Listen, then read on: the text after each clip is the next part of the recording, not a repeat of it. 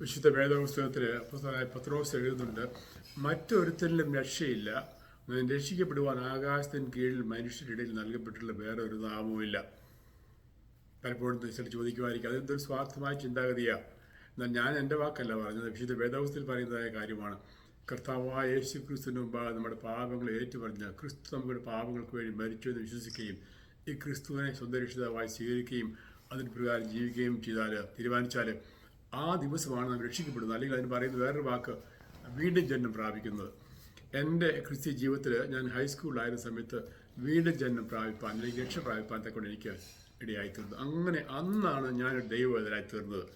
ഞാൻ ക്രിസ്തീയ കുടുംബത്തിൽ ജനിച്ചു വളർന്നെങ്കിൽ തന്നെയും അന്നേ ദിവസം വരെ ക്രിസ്തുവുമായിട്ടുള്ളതായ ഒരു പേഴ്സണൽ റിലേഷൻഷിപ്പ് എനിക്കില്ലായിരുന്നു. അതിനുശേഷമുള്ളതായ എൻ്റെ ജീവിതത്തെക്കുറിച്ച് നോക്കുമ്പോൾ ആ അടിസ്ഥാനത്തിൽ അന്നെടുത്ത തീരുമാനത്തിൻ്റെ അടിസ്ഥാനത്തിലുള്ളതായ തുടർച്ചയും വളർച്ചയുമായിരുന്നു. ഞാൻ പഠിക്കുന്ന കാലത്തും ജോലി ചെയ്ത കാലത്തും കുടുംബ ജീവിതത്തിലൊക്കെ എൻ്റെ ജീവിതത്തിൻ്റെ കാതലായിട്ടുള്ളതായ കാര്യം, the most fundamental thing, the basic thing was that I am a child of God. I have given my heart to the Lord. I am a born again Christian. I am a child. I am a saved person. അതുകൊണ്ട് അതിന് പ്രകാരം ജീവിപ്പാൻ തക്കൊണ്ട് ഞാൻ ആഗ്രഹിച്ചിരുന്നു. അത് തുടർന്നുള്ള ജീവിതത്തിൽ perfect ആയിരുന്നോ തികഞ്ഞവനായിരുന്നു ഞാൻ പറയുന്നില്ല. പലപ്പോഴും കുറവുകളും പോരായ്മകളും തെറ്റുകളും പാപങ്ങളും ഒക്കെ വന്നിട്ടുണ്ട്. എങ്കിൽ തന്നെയും അതിൻ്റെയൊക്കെയും മധ്യത്തിൽ എന്നെ ഇന്നുവരെയും നിലനിർത്തുവാൻ തക്കവണ്ണം എന്നെ സഹായിച്ചതായ ദൈവത്തിന് ഞാൻ നന്ദി രേഖപ്പെടുത്തുകയാണ്. അങ്ങനെ SSLCക്ക് എൻ്റെ SSLC പഠിത്തം കഴിഞ്ഞപ്പോൾ ഞാൻ പ്രീ ഡിഗ്രി പോകാൻ തക്കൊണ്ട് ആഗ്രഹിച്ചു. എൻ്റെ പിതാവ് കൃഷിക്കാരനായിരുന്നുകൊണ്ട് പ്രീ ഡിഗ്രി അഡ്മിഷനെക്കുറിച്ചോ അതിൻ്റേതായ വരുംവരായികളെക്കുറിച്ചോ ഒന്നും ഒരുപാട് കാര്യമായിട്ടൊന്നും ചിന്തിച്ചില്ല. ഞാൻ പഠിക്കുവാൻ തക്കോണം പറഞ്ഞപ്പോൾ അതിലൊരുപാട് ശ്രദ്ധയും ചെലുത്തിയില്ല. ഞാൻ ഉയർന്ന മാർക്കോടെ പാസ്സായ വിദ്യാർത്ഥി ആയിരുന്നെങ്കിൽ പോലും അതിനെക്കുറിച്ചൊന്നും എൻ്റെ പിതാവ് ഒരുപാട് കൂട്ടിയില്ല. അന്നത്തെ കാലത്ത് ഞങ്ങൾ ജീവിച്ചിരുന്ന ഈ സ്ഥലത്ത് പാമ്പാക്കട പ്രദേശങ്ങളിൽ കുട്ടികളൊക്കെ എങ്ങനെയും സ്കൂളിൽ 5, 6, 8, 10 ക്ലാസ് പഠിച്ചതിന് ശേഷം അവർ കൃഷിയിൽ സഹായിക്കുന്ന രീതിയായിരുന്നു. അങ്ങനെ അവസാന ഘട്ടത്തിലാണ് എനിക്ക് പ്രീ ഡിഗ്രിക്ക് അഡ്മിഷൻ വേണ്ടി ആപ്ലിക്കേഷനുമായിട്ട് എനിക്ക് പോകാൻ കഴിഞ്ഞത്. ഇവിടെ ചെന്നപ്പോഴേക്കും അഡ്മിഷനൊക്കെ ക്ലോസ് ചെയ്ത് കഴിഞ്ഞിരുന്നു. എന്നാൽ എനിക്ക് SSLC പരീക്ഷയിൽ 100% മാർക്ക് കണക്കിന് മാത്തമാറ്റിക്സ് കിട്ടിയിരുന്നുകൊണ്ട് അച്ഛൻ എനിക്ക് അഡ്മിഷൻ തന്നു. അച്ഛനായിരുന്നു പ്രിൻസിപ്പൽ അഡ്മിഷൻ തന്നു. എനിക്ക് ഫസ്റ്റ് ഗ്രൂപ്പിൽ, അതായത് മാത്തമാറ്റിക്സ്, ഫിസിക്സ്, കെമിസ്ട്രി ചേർന്നതായ ഗ്രൂപ്പിൽ പഠനം തുടങ്ങുവാൻ തക്കവണ്ണം എനിക്കിടയായി. നിങ്ങൾക്കറിയാമല്ലോ, അന്നായിരുന്നതായ കാലത്ത് ഫസ്റ്റ് ഗ്രൂപ്പിൽ പഠിക്കുന്ന വിദ്യാർത്ഥികൾക്കാണ് എഞ്ചിനീയറിംഗ് പഠിക്കാൻ പോകുന്നത്. വേറെ ഉള്ളതായ ഒരു ഡിസൈഡ് പ്രൊഫഷൻ ആയിരുന്നു മെഡിസിൻ. അതിന് പഠിക്കുന്നവർക്ക് സെക്കൻഡ് ഗ്രൂപ്പ് പോകണമായിരുന്നു. ഞാൻ ഫസ്റ്റ് ഗ്രൂപ്പിൽ പോകാനാണ് എനിക്കിടയായത്. അതുകൊണ്ട് എഞ്ചിനീയറിംഗ് പോകാനുള്ളതായ ഓപ്പർച്യൂണിറ്റി എനിക്കുണ്ടായിരുന്നു. പ്രീ ഡിഗ്രിക്ക് ഞാൻ നല്ല ഉയർന്ന മാർക്കോട് പാസ്സായി. അന്നത്തെ കാലത്ത് ഞാൻ പറഞ്ഞല്ലോ 60% first class, 35% was A passing grade. എന്നാൽ എനിക്കന്ന് 76.6% മാർക്കോട് പാസ്സാകാൻ ഇടയായി തീർന്നു. അന്ന് മൊത്തം സ്റ്റേറ്റിൽ കേരളത്തിൽ നിന്ന് ഒരു യൂണിവേഴ്സിറ്റിയേ ഉള്ളൂ, കേരള യൂണിവേഴ്സിറ്റി ഓഫ് കേരള. അന്ന് സ്റ്റേറ്റിൽ 4ാമത്തെയോ 5ാമത്തെയോ റാങ്ക്. എൻ്റെ ഓർമ്മ ശരിയാണെങ്കിൽ 1,86,000 വിദ്യാർത്ഥികളന്ന് പരീക്ഷയ്ക്ക് എഴുതിയതാണ് ഞാൻ ഓർക്കുന്നത് പ്രീ ഡിഗ്രിക്ക്. അതിൽ 4th or 5th റാങ്ക് കിട്ടി പാസ്സാകുവാൻ തക്കൊണ്ടും എനിക്ക് ഇടയായി തീർന്നു. ഞാൻ തുടർന്ന് പഠിക്കുന്നതിനായിട്ട് ആഗ്രഹിച്ചു, എഞ്ചിനീയറിംഗ് പഠിക്കുന്നതിനായിട്ട് ആഗ്രഹിച്ചു. എങ്കിൽ ഞാൻ ആദ്യം പറഞ്ഞതുപോലെ എൻ്റെ പ്രീ ഡിഗ്രിയുടെ അനുഭവം പോലെ എൻ്റെ പിതാവ് അക്കാര്യത്തിൽ ഒരുപാട് ശ്രദ്ധയൊന്നും ചെറിയ ഞാൻ പിതാവിനെ കുറ്റം പറഞ്ഞില്ല. താനൊരു കാർഷികനായിരുന്നു. അക്കാര്യത്തെക്കുറിച്ച് ഒരുപാട് ബോധവൽക്കരണം എനിക്കുണ്ടായിരുന്നില്ല. എങ്കിലും ഞാൻ എഞ്ചിനീയറിംഗിനായിട്ട് കോഴിക്കോട്ടുള്ളതായ റീജിയണൽ എഞ്ചിനീയറിംഗ് കോളേജ് ഇന്ത്യയിൽ മൊത്തമായിട്ട് 4 or 5 സ്ഥാപനങ്ങളെ ഉണ്ടായിരുന്നുള്ളൂ. അത് സെൻട്രൽ ഗവൺമെൻറ്റിൻ്റെ അധികാരത്തിൽപ്പെട്ടതായ ഒരു കോളേജായിരുന്നു. കേരളത്തിലെ 6 എഞ്ചിനീയറിംഗ് കോളേജുകളിൽ ഏറ്റവും നല്ലത് അല്ലെങ്കിൽ പ്രധാനപ്പെട്ട ഒരു എഞ്ചിനീയറിംഗ് കോളേജായിരുന്നു അത്. ഇന്നത്തെ കാലത്ത് കേരളത്തിൽ മൊത്തം 6 എഞ്ചിനീയറിംഗ് കോളേജുകളും 4 മെഡിക്കൽ കോളേജുകളും ഉണ്ടായത്. ഇന്നൊക്കെ ഒരുപാട് കോളേജുകളുണ്ടെന്ന് നിങ്ങൾക്കറിയാമല്ലോ.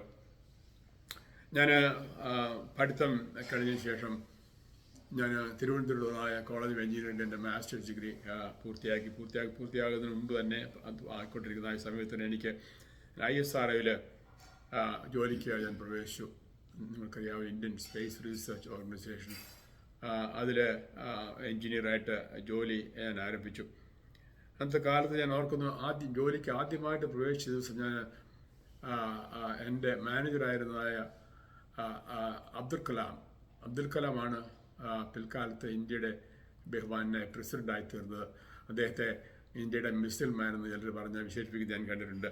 അദ്ദേഹത്തിൻ്റെ മുമ്പിലിരുന്നുകൊണ്ട് അദ്ദേഹത്തിൻ്റെ മുറിയിരുന്നുകൊണ്ട് എൻ്റെ ജോലി കാര്യങ്ങളെ കുറിച്ച് പറഞ്ഞ് അതിനുശേഷം എനിക്ക് വേണ്ട നിർദ്ദേശങ്ങളൊക്കെ തന്നെ ഞാൻ ഓർക്കുന്നുണ്ട്. ഡോക്ടർ അബ്ദുൽ കലാം എൻ്റെ കൂടെ പ്രവർത്തിക്കുവാനും ഒന്നിച്ച് യാത്ര ചെയ്യുവാനും ഞങ്ങൾക്കൊന്നിച്ചൊരു ടെക്നിക്കൽ പേപ്പർ പബ്ലിഷ് ചെയ്യാനൊക്കെ എനിക്ക് സാധിച്ചിട്ടുണ്ട്. താൻ വളരെ അധ്വാനിയും വളരെ സാമർഥ്യമുള്ളവരുമായ ഒരു എൻജിനീയറായിരുന്നു. നമ്മുടെ ദേശത്തിൻ്റെ ഇന്ത്യക്ക് മൊത്തം അഭിമാനകരമായ സേവനമനുഷ്ഠിച്ചതായ ഡോക്ടർ അബ്ദുൽ കലാം പിൽക്കാലത്ത് ഒരു ഇന്ത്യയുടെ പ്രസിഡന്റ് എന്ന നിലയ്ക്കും തുത്യർഹമായ സേവനമനുഷ്ഠിച്ചിട്ടുണ്ടെന്ന് നിങ്ങൾക്കറിയാമല്ലോ. അതിനുശേഷം ഞാൻ അവിടെ ജോലി ചെയ്ത് 3 വർഷത്തിലധികം ജോലി ചെയ്ത് കഴിഞ്ഞപ്പോൾ എൻ്റെ സ്വഭാവം എങ്ങനെയെങ്കിലും എത്രയും ഉയർന്നു പോകാമോ അത്രയും ഉയർന്നു പോകണം. കാരണം ഞാൻ ഒരു എളിയ സാഹചര്യത്തിൽ നിന്ന് വന്നവനായതുകൊണ്ട് എങ്ങനെയെങ്കിലും ദൈവം തന്നിട്ടുള്ളതായ പഠിക്കാനുള്ളതായ കഴിവ് ഉപയോഗിച്ച് എവിടെയൊക്കെ എത്താമോ അവിടെയൊക്കെ എത്തണം എന്നുള്ളതായ ഒരു ആഗ്രഹമായിരുന്നു. അപ്പോൾ തുമ്പെ ജോലി ചെയ്തുകൊണ്ടിരുന്ന സമയത്ത് ഞാൻ തുടർന്ന് ഒരു PhD എഞ്ചിനീയറിംഗ് പഠിക്കുന്നുള്ളതായ കാര്യത്തെക്കുറിച്ച് അന്വേഷിച്ചു. ഒരു റഷ്യൻ യൂണിവേഴ്സിറ്റിയിൽ PhD പഠിക്കുന്നതിനുള്ള ഇൻ്റർവ്യൂവിന് ഡൽഹിയിൽ കടന്നുപോയി. അങ്ങനെ പിൽക്കാലത്ത് അങ്ങോട്ടേക്ക് പോകണ്ടെന്ന് തീരുമാനിച്ചു. കാരണം റഷ്യയിൽ പഠിച്ചു കഴിഞ്ഞാൽ റഷ്യൻ ഭാഷ വശമില്ലാത്തതുകൊണ്ട് ജോലി കിട്ടാനും തുടർന്നുള്ളതായ ഭാവിക്കൊക്കെ അത് വളരെ പ്രയോജനകരമല്ലെന്ന് തോന്നിയതുകൊണ്ട് അത് തുടർന്നില്ല. എന്നാൽ പിന്നീട് ഞാൻ അമേരിക്കയിലുള്ള യൂണിവേഴ്സിറ്റിയിലേക്കുള്ള പോകുന്നതിന് വേണ്ടി അപ്ലൈ ചെയ്തു. അതാണ് ഇന്ത്യയിൽ അന്നത്തെ കാലത്ത് പ്രോപ്പർ ചാനൽ വഴി വേണം അപ്ലൈ ചെയ്യുക. എന്ന് പറഞ്ഞാൽ നമുക്ക് ഇപ്പോഴത്തെ പോലെ ചെയ്യാൻ പറ്റത്തില്ല. അവിടെയുള്ളതായ ഓഫീസർ വഴി വേണം നമുക്ക് അപ്ലൈ ചെയ്യാനായിട്ട്. അപ്പോൾ നമ്മുടെ മാനേജർ വഴിയൊക്കെ എല്ലാവരും അറിയണം നമ്മൾ എവിടെ പോകുന്നു, എവിടെ അപ്ലൈ ചെയ്യുന്നുള്ള കാര്യങ്ങളൊക്കെ. എനിവേ അപ്ലൈ ചെയ്ത് എനിക്ക് സ്കോളർഷിപ്പോടുകൂടെ യൂണിവേഴ്സിറ്റി ഓഫ് സിൻസിനാരി ഒഹായോ സ്റ്റേറ്റിൽ നിന്ന് അഡ്മിഷൻ കിട്ടുവാൻ വേണ്ടിയായി തീർന്നു. അന്ന് ഞാൻ യൂണിവേഴ്സിറ്റി ഓഫ് സിൻസിനാരിയിലും എയറോസ്പേസ് എഞ്ചിനീയറിംഗിൽ മാസ്റ്റേഴ്സ് ഡിഗ്രി പഠിച്ച സമയത്ത് ചന്ദ്രനിൽ ആദ്യമായിട്ട് കാലുകുത്തിയ നീൽ ആംസ്ട്രോങ് ആ ഡിപ്പാർട്ട്മെൻറ്റിൽ ഒരു പ്രൊഫസറായിരുന്നു. അദ്ദേഹം ചന്ദ്രനിലൊക്കെ പോയി മടങ്ങി വന്നതിന് ശേഷം ആ യൂണിവേഴ്സിറ്റി അദ്ദേഹത്തെ അവിടുത്തെ പ്രൊഫസറാക്കിയിരുന്ന ഡിപ്പാർട്ട്മെൻറ്റിൽ തന്നോടൊപ്പം പ്രവർത്തിപ്പാനും ജോലി ചെയ്യുവാനൊക്കെ എനിക്ക് ഇടയായിട്ടുണ്ട്. എൻ്റെ ജീവിതത്തെക്കുറിച്ച് തുറന്ന് പറയുമ്പോൾ എൻ്റെ വിവാഹ ജീവിതത്തെക്കുറിച്ച് പറയട്ടെ. ഞാൻ പിൽക്കാലത്ത് അമേരിക്കയിൽ ശേഷമാണ് ഞാൻ വിവാഹിതനാകുന്നത്. അന്ന് ഞാൻ എൻ്റെ ഭാര്യയെ സാധാരണ ആൾക്കാർ തോന്നുന്നത് നമ്മുടെ നാട്ടിൽ പെണ്ണ് കാണാനായിട്ട് പോയി പലരെയൊക്കെ കണ്ടു. എന്നാൽ ഞാൻ ഗ്രേസിയെ കണ്ടു. ഗ്രേസി കണ്ടിട്ട് ഞാൻ പല ചോദ്യങ്ങളൊക്കെ ചോദിച്ചു. കൂടുതൽ സാമ്പത്തിക കാര്യങ്ങളെക്കുറിച്ച് ചോദിച്ചു, പണം കൈകാര്യം ചെയ്യുന്നതിനെക്കുറിച്ച്. അപ്പോൾ അവൾ എന്നോട് പറഞ്ഞതായ ഒരു ഉത്തരം ഞാൻ ഓർക്കുന്നു. അത് വേദപുസ്തകത്തിലെ സദൃശവാക്യങ്ങൾ 30-ാം അധ്യായത്തിൻ്റെ 7 തൊട്ട് 9 വരെയുള്ള വാക്യങ്ങളെ കോട്ട് ചെയ്തായിരുന്നു. 2 കാര്യം ഞാൻ നിന്നോട് അപേക്ഷിക്കുന്നു. ജീവപര്യന്തം അവ എനിക്ക് നിഷേധിക്കരുതേ. വ്യാജവും ഭോഷ്കും എന്നോട് അകറ്റണമേ. ദാരിദ്ര്യവും സമ്പത്തും എനിക്ക് തരാതെ നിത്യവൃത്തി തന്ന് എന്നെ പോഷിപ്പിക്കണമേ. ഞാൻ നിതൃപ്തനായി തീർന്നിട്ട് യഹോവ ആരെന്ന് നിന്നെ നിഷേധിപ്പാനും ദരിദ്രനായി തീർന്നിട്ട് മോഷ്ടിച്ച് എൻ്റെ ദൈവത്തിൻ്റെ നാമത്തെ തീണ്ടിപ്പാനും സംഗതി വരരുതേ. എനിവേ ദൈവം തൻ്റെ നടത്തിപ്പിൻ പ്രകാരം ഗ്രേസിയാണ് ഞാൻ വിവാഹം കഴിച്ചത്. കോട്ടയത്ത് കൊല്ലാട് ഭവനത്തിൽ നല്ലൊരു ക്രിസ്തീയ ഭവനത്തിലാണ് എൻ്റെ ഭാര്യ ജനിച്ചു വളർന്നത്. ആ സമയത്ത് ഗ്രേസി കോട്ടയത്ത് CMS കോളേജിൽ MSc കെമിസ്ട്രിക്ക് പഠിച്ചുകൊണ്ടിരിക്കുകയായിരുന്നു. ഫസ്റ്റ് ഇയർ കഴിഞ്ഞു, സെക്കൻഡ് ഇയർ തുടങ്ങാൻ പോകുന്ന സമയം. അപ്പോൾ എൻ്റെ വിവാഹത്തിന് ശേഷം പഠനം തുടർന്ന് കംപ്ലീറ്റ് ചെയ്യാൻ അനുവദിക്കണമെന്ന് എന്നോട് പറഞ്ഞു. ഞാൻ അങ്ങനെ സമ്മതിച്ചു. അപ്പോൾ വിവാഹത്തിന് ശേഷം കഴിഞ്ഞ ദിവസം 2 ആഴ്ചയ്ക്ക് മുമ്പ് കഴിഞ്ഞപ്പോൾ അവിടെ നിന്ന് ഞാൻ മടങ്ങിപ്പോന്നു. ഏകദേശം 8 മാസത്തിന് ശേഷം ഗ്രേസി അമേരിക്കയിൽ വന്ന് എന്നോട് കൂടെ ആയിരിക്കാൻ തക്കവണ്ണം ഇടയായി. ഞാനൊന്ന് ഓർക്കുന്നു, ആ 8 മാസം എന്ന് പറയുന്നത് they were very long 8 months for me leaving behind my bride whom I knew for only 14 days. ആ സമയത്ത് ഞാൻ PhD ഏകദേശം കംപ്ലീറ്റ് ചെയ്യുന്ന സമയമായിരുന്നു. ഗ്രേസി പിൽക്കാലത്ത് അന്ന് മാസ്റ്റേഴ്സ് കംപ്ലീറ്റ് ചെയ്ത് കൂടാതെ പിൽക്കാലത്ത് അമേരിക്കയിൽ വന്നതിന് ശേഷം കെമിസ്ട്രിയിൽ PhD എടുക്കാനും പിൽക്കാലത്ത് ഒരു അമേരിക്കയിൽ ജോലി ചെയ്യുവാനും അമേരിക്കയിൽ ഒരു സയൻറ്റിസ്റ്റായിട്ടും ഒരു യൂണിവേഴ്സിറ്റി പ്രൊഫസറും ഒക്കെ ആയി തിരുവനന്തപുരം ദൈവം അവളെ സഹായിച്ചു. ഞാൻ എൻ്റെ PhD program University of Minnesota, ഞാൻ അത് പറയാൻ വിട്ടുപോയി. യൂണിവേഴ്സിറ്റി സിൻസിനാറ്റിയിൽ പഠിത്തത്തിന് ശേഷം ഞാൻ യൂണിവേഴ്സിറ്റി മിനസോട്ടയിൽ പോയി അവിടെയാണ് PhD ചെയ്തത്. അവിടെ എയറോസ്പേസ് എഞ്ചിനീയറിംഗിൽ എൻ്റെ PhD ഡിസംബർ 1980 പൂർത്തിയാക്കി. അതിനുശേഷം ഞാനൊരു ജോലിക്കായിട്ട് ഇന്ത്യാന ഇൻസ്റ്റിറ്റ്യൂട്ട് ഓഫ് ടെക്നോളജി, ഒരു എഞ്ചിനീയറിംഗ് കോളേജാണ്. അവിടെ ആൾക്കാർ IIT എന്ന് പറയുന്നത് നമ്മുടെ നാട്ടിലെ ഇന്ത്യൻ ഇൻസ്റ്റിറ്റ്യൂട്ട് ഓഫ് ടെക്നോളജി പോലെ Indiana Institute of Technology, Fort Wayne, Indiana. അവിടെ 2 വർഷത്തോളം ജോലിയിൽ പ്രവേശിച്ചു. ആ സമയത്താണ് എൻ്റെ അമേരിക്കയിലുള്ളതായ വീസ, പെർമനൻറ്റ് റെസിഡൻസി വീസയൊക്കെ അവർ തന്നെ സ്പോൺസർ ചെയ്ത് അപ്ലൈ ചെയ്ത് 1 വർഷത്തിനുള്ളിൽ കിട്ടി. കാരണം എനിക്ക് PhD ഉണ്ടായിരുന്നുണ്ട്, എഞ്ചിനീയറിംഗ് പ്രൊഫസർ ആയിരുന്നുകൊണ്ട് വീസ കിട്ടാൻ ബുദ്ധിമുട്ടൊന്നും ഉണ്ടായില്ല. 2 വർഷത്തിന് ശേഷം ഞാൻ അവിടെ നിന്ന് വേറെ യൂണിവേഴ്സിറ്റിയിലേക്ക് ട്രാൻസ്ഫർ ചെയ്തു. ഒഹായോ സ്റ്റേറ്റ് യൂണിവേഴ്സിറ്റിയിലെ യങ്സ്റ്റൗൺ സ്റ്റേറ്റ് യൂണിവേഴ്സിറ്റി. അവിടേക്ക് വന്നപ്പോൾ ഗ്രേസി 6 മാസം ഗർഭിണിയായിരുന്നു. ഞങ്ങൾ ഏകദേശം 300 മൈൽ ഡ്രൈവ് ചെയ്താണ് ഫോർട്ട് വെയിൻ, ഇന്ത്യാനയിൽ നിന്ന് യങ്സ്റ്റൗൺ ഒഹായോയിലേക്ക് യാത്ര ചെയ്തത്. ഞങ്ങളുടെ മൂത്ത മോന് ജോ ആ വർഷം ഒക്ടോബറിൽ ഞങ്ങൾക്ക് ഉണ്ടായി. ഞങ്ങൾ യങ്സ്റ്റൗണിൽ വന്നത് ഓഗസ്റ്റ് അവസാനത്തോടുകൂടിയാണ്. ഒക്ടോബറിൽ ഞങ്ങളുടെ മൂത്ത മോൻ ഞങ്ങൾക്കുണ്ടായി. So October 1982. പല കാര്യങ്ങളെക്കുറിച്ച് സെന്നി പറയാൻ എന്നോട് പറഞ്ഞു. അതുകൊണ്ട് ഞാൻ എൻ്റെ കഥ തുടരുകയാണ്. ഞങ്ങളുടെ പുസ്തകത്തിലാണെങ്കിൽ 3 സെക്ഷനായിട്ടായി ഇതെല്ലാം പറയുന്നത്. എൻ്റെ കഥ, അവളുടെ കഥ, ഞങ്ങളുടെ കഥ. ആദ്യം ഞാൻ ഗ്രേസിയെ കണ്ടുമുട്ടുന്നത് വരെയുള്ളതായ കഥ, പിന്നെ ഗ്രേസി എന്നെ കണ്ടുമുട്ടുന്നത് വരെയുള്ള കഥ, പിന്നെ മൂന്നാമതായിട്ട് ഞങ്ങളുടെ കുടുംബജീവിതത്തിൻ്റെ കഥ. ഞങ്ങൾ 1983 വിൻ്റർ സമയത്ത് എൻ്റെ അമ്മ നാട്ടിൽ നിന്ന് ഞങ്ങളെ വിസിറ്റ് ചെയ്യാൻ വന്നു. എൻ്റെ അമ്മയ്ക്ക് ഇംഗ്ലീഷൊന്നും അറിയാൻ വയ്യായിരുന്നു. അതുകൊണ്ട് ഞങ്ങൾ താമസിച്ചിരുന്ന സ്ഥലത്ത് മലയാളികളോ ഇന്ത്യക്കാരോ ധാരാളമായിട്ടില്ലായിരുന്നുകൊണ്ട് അമ്മയ്ക്ക് അവിടുത്തെ ജീവിതം വളരെ ദുഷ്കരമായിട്ടുള്ളത് ആയിരുന്നു. അത് സെന്നിയാണ് എൻ്റെ കൂടെ നിന്ന് നോക്കിയത്, എന്നെ ഇൻ്റർവ്യൂ ചെയ്യുന്ന ആൾ. അമ്മയ്ക്ക് ഭാഷയെന്ന് അറിയാൻ വയ്യാത്തതുകൊണ്ട് ചർച്ചിലൊക്കെ പോകുമ്പോൾ സായിപ്പ്മാരുടെ അല്ലെങ്കിൽ ഇംഗ്ലീഷുകാരുടെ സഭയിലാണ് പോയിക്കൊണ്ടിരിക്കുന്നത്. അപ്പോഴേക്ക് ഭാഷ അറിയാൻ വയ്യാത്തതുകൊണ്ട് അമ്മയ്ക്ക് അതിൻ്റെതായ വിഷമമുണ്ടായിരുന്നു. ഒരു സമയത്ത് ഞാൻ ഓർക്കുന്നു, ഞങ്ങളുടെ പാസ്റ്ററുടെ ഭാര്യ ഡെബി സ്ലേറ്റർ അമ്മയോട് സ്നേഹം കാണിക്കുന്നതിനായിട്ട് വീട്ടിൽ വന്ന് ഗ്രേസിയോട് പറഞ്ഞു, അമ്മ ഡെബി ലവ്സ് അമ്മ എന്നുള്ളത് മലയാളത്തിൽ എഴുതി തരാമെന്ന് ചോദിച്ചു. ഗ്രേസി എഴുതി കൊടുത്തു. പുള്ളിക്കാരിയുടെ ഹാൻഡ് റൈറ്റിംഗിൽ എഴുതിയിട്ട് അത് വെച്ച് അമ്മയ്ക്ക് ഡെബി സ്ലേറ്റർ ഒരു എഴുത്തയച്ചു. കണ്ടപ്പോൾ അമ്മയ്ക്ക് അത് നല്ല ഹാൻഡ് റൈറ്റിംഗ് ഒന്നും അല്ലായിരുന്നു തന്നെ അമ്മയ്ക്ക് വളരെ സന്തോഷമായി. അമ്മ ഏകദേശം 5 മാസക്കാലം ഞങ്ങളുടെ കൂടെ ഉണ്ടായിരുന്നുള്ളൂ. ആ സമയത്ത് മറ്റു പലരും ഉദാഹരണമായിട്ട് ഞങ്ങളെ ഒരിക്കൽ ഡിന്നറിന് വിളിച്ചു. മിസ്റ്റർ ആൻഡ് മിസ്സസ് സെക്സ്റ്റൺ, ഏകദേശം 65 ഇയേഴ്സ് പ്രായമുള്ളതായ ഒരു കപ്പിള്. അവരെ ഞങ്ങൾ വിളിച്ചു. വളരെ സന്തോഷമായിരുന്നു. എങ്കിൽ തന്നെ അമ്മയ്ക്ക് സംസാരിക്കാൻ വയ്യാത്തതിൻ്റെ പേരിലതായ വിഷമങ്ങളുണ്ടായിരുന്നു. അമ്മ 5 മാസങ്ങൾക്ക് ശേഷം നാട്ടിലേക്ക് മടങ്ങിപ്പോയി. നാട്ടിൽ ചെന്നതിന് ശേഷവും ഈ മിസ്റ്റർ ആൻഡ് മിസ്സസ് സെക്സ്റ്റൺ അമ്മയ്ക്ക് എഴുത്തെഴുതുമായിരുന്നു. മലയാളത്തിൽ ഗ്രേസിയുടെ സഹായത്തോടെ എഴുത്തെഴുതി ഇന്ത്യയിലേക്ക് അമ്മയ്ക്ക് അയക്കുമായിരുന്നു. അതൊക്കെ അമ്മയ്ക്ക് നല്ല അനുഭൂതിയുള്ളതായ സമയങ്ങളായിരുന്നു.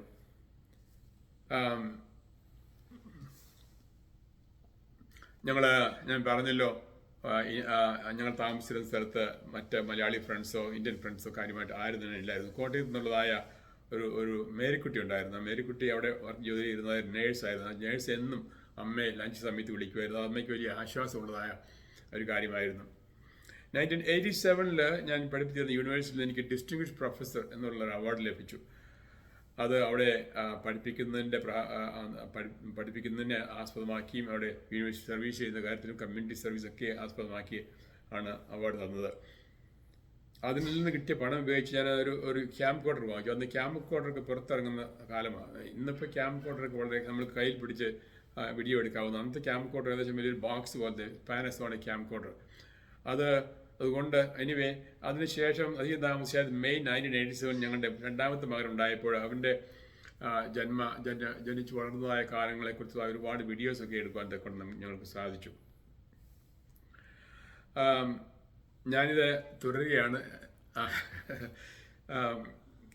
ഞങ്ങൾ യങ്സ്റ്റൗണിൽ അവിടെ യൂണിവേഴ്സിറ്റിയിൽ ഞാൻ 6 വർഷത്തോളം അവിടെ ഉണ്ടായിരുന്നു. അപ്പോൾ അത് കഴിഞ്ഞപ്പോൾ പുതുതായിട്ടുള്ളതായ എന്തെങ്കിലും കാര്യങ്ങൾ ചെയ്യണം, പഠിക്കണം എന്നൊക്കെയുള്ള ചിന്ത കൊണ്ട് ഞാൻ വിചാരിച്ചു ഇൻഡസ്ട്രിയിൽ പോയി ജോലി ചെയ്താലും പഠിപ്പിക്കുന്നതിൽ നിന്നും പിന്നെ പഠിപ്പിക്കുന്നത് ഒരു പക്ഷേ ഒരാൾ വേറെ റെപ്പറ്റേറ്റീവ് ആണെന്ന് തോന്നുന്നുണ്ട്. പഠിപ്പിക്കുന്നത് തന്നെ മിക്കവാറും കുറേയൊക്കെ വ്യത്യാസം ഉണ്ടെങ്കിൽ തന്നെ ഓരോ വർഷവും പഠിപ്പിക്കുന്ന ക്ലാസ്സുകളൊക്കെ സിമിലർ ആയതുകൊണ്ട് I want to do something new, learn something new and to advance maybe in my understanding of the field of engineering. അതുകൊണ്ട് YSCയിൽ, അതായത് യങ്സ്റ്റൗൺ സ്റ്റേറ്റ് യൂണിവേഴ്സിറ്റിയിൽ YSCയിൽ നിന്നുള്ള അയാളുടെ ജോലി ഞാൻ രാജിവെച്ചിട്ട് ഞാൻ സെയിൻറ്റ് ലൂയിസ് മിസൂറിയിലുള്ളതായ മക്ഡൊണാൾഡ് ഡഗ്ലസ് കോർപ്പറേഷനിൽ ജോലിക്കായിട്ട് കടന്നുപോയി. മക്ഡൊണാൾഡ് ഡഗ്ലസ് കോർപ്പറേഷൻ അന്ന് അമേരിക്കയിലെ ഏറ്റവും വലിയ ഡിഫൻസ് കമ്പനിയായിരുന്നു.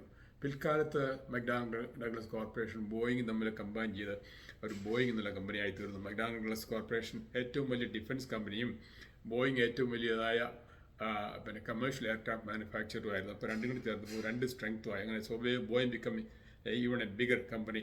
ഞാൻ ജോലി ചെയ്തിരുന്നതായ സെയിൻറ്റ് ലൂയിസിൽ അവർക്ക് ഏകദേശം 56,000 എംപ്ലോയീസ് മക്ഡൊണാൾഡ് ഡഗ്ലസിനുണ്ടായിരുന്നു. ഇന്ന് നാം കാണുന്നതായ വലിയ അഡ്വാൻസ്ഡ് എയർക്രാഫ്റ്റ് ഒക്കെ ഡിസൈൻ ചെയ്യുകയും ഉണ്ടാക്കുകയും ചെയ്തിരുന്നത് സെയിൻറ്റ് ലൂയിസ് മിസൂറിലായിരുന്നു. 3 വർഷത്തോളം ആയപ്പോഴേക്കും ഏകദേശം 1990 അവസാനത്തോടു കൂടെ Soviet Union became no more. Soviet Union collapse നിങ്ങൾ ഓർക്കുന്നുണ്ടല്ലോ. ഗോർബച്ചേവിൻ്റെ കാലവും. So the Soviet Union ceased to exist.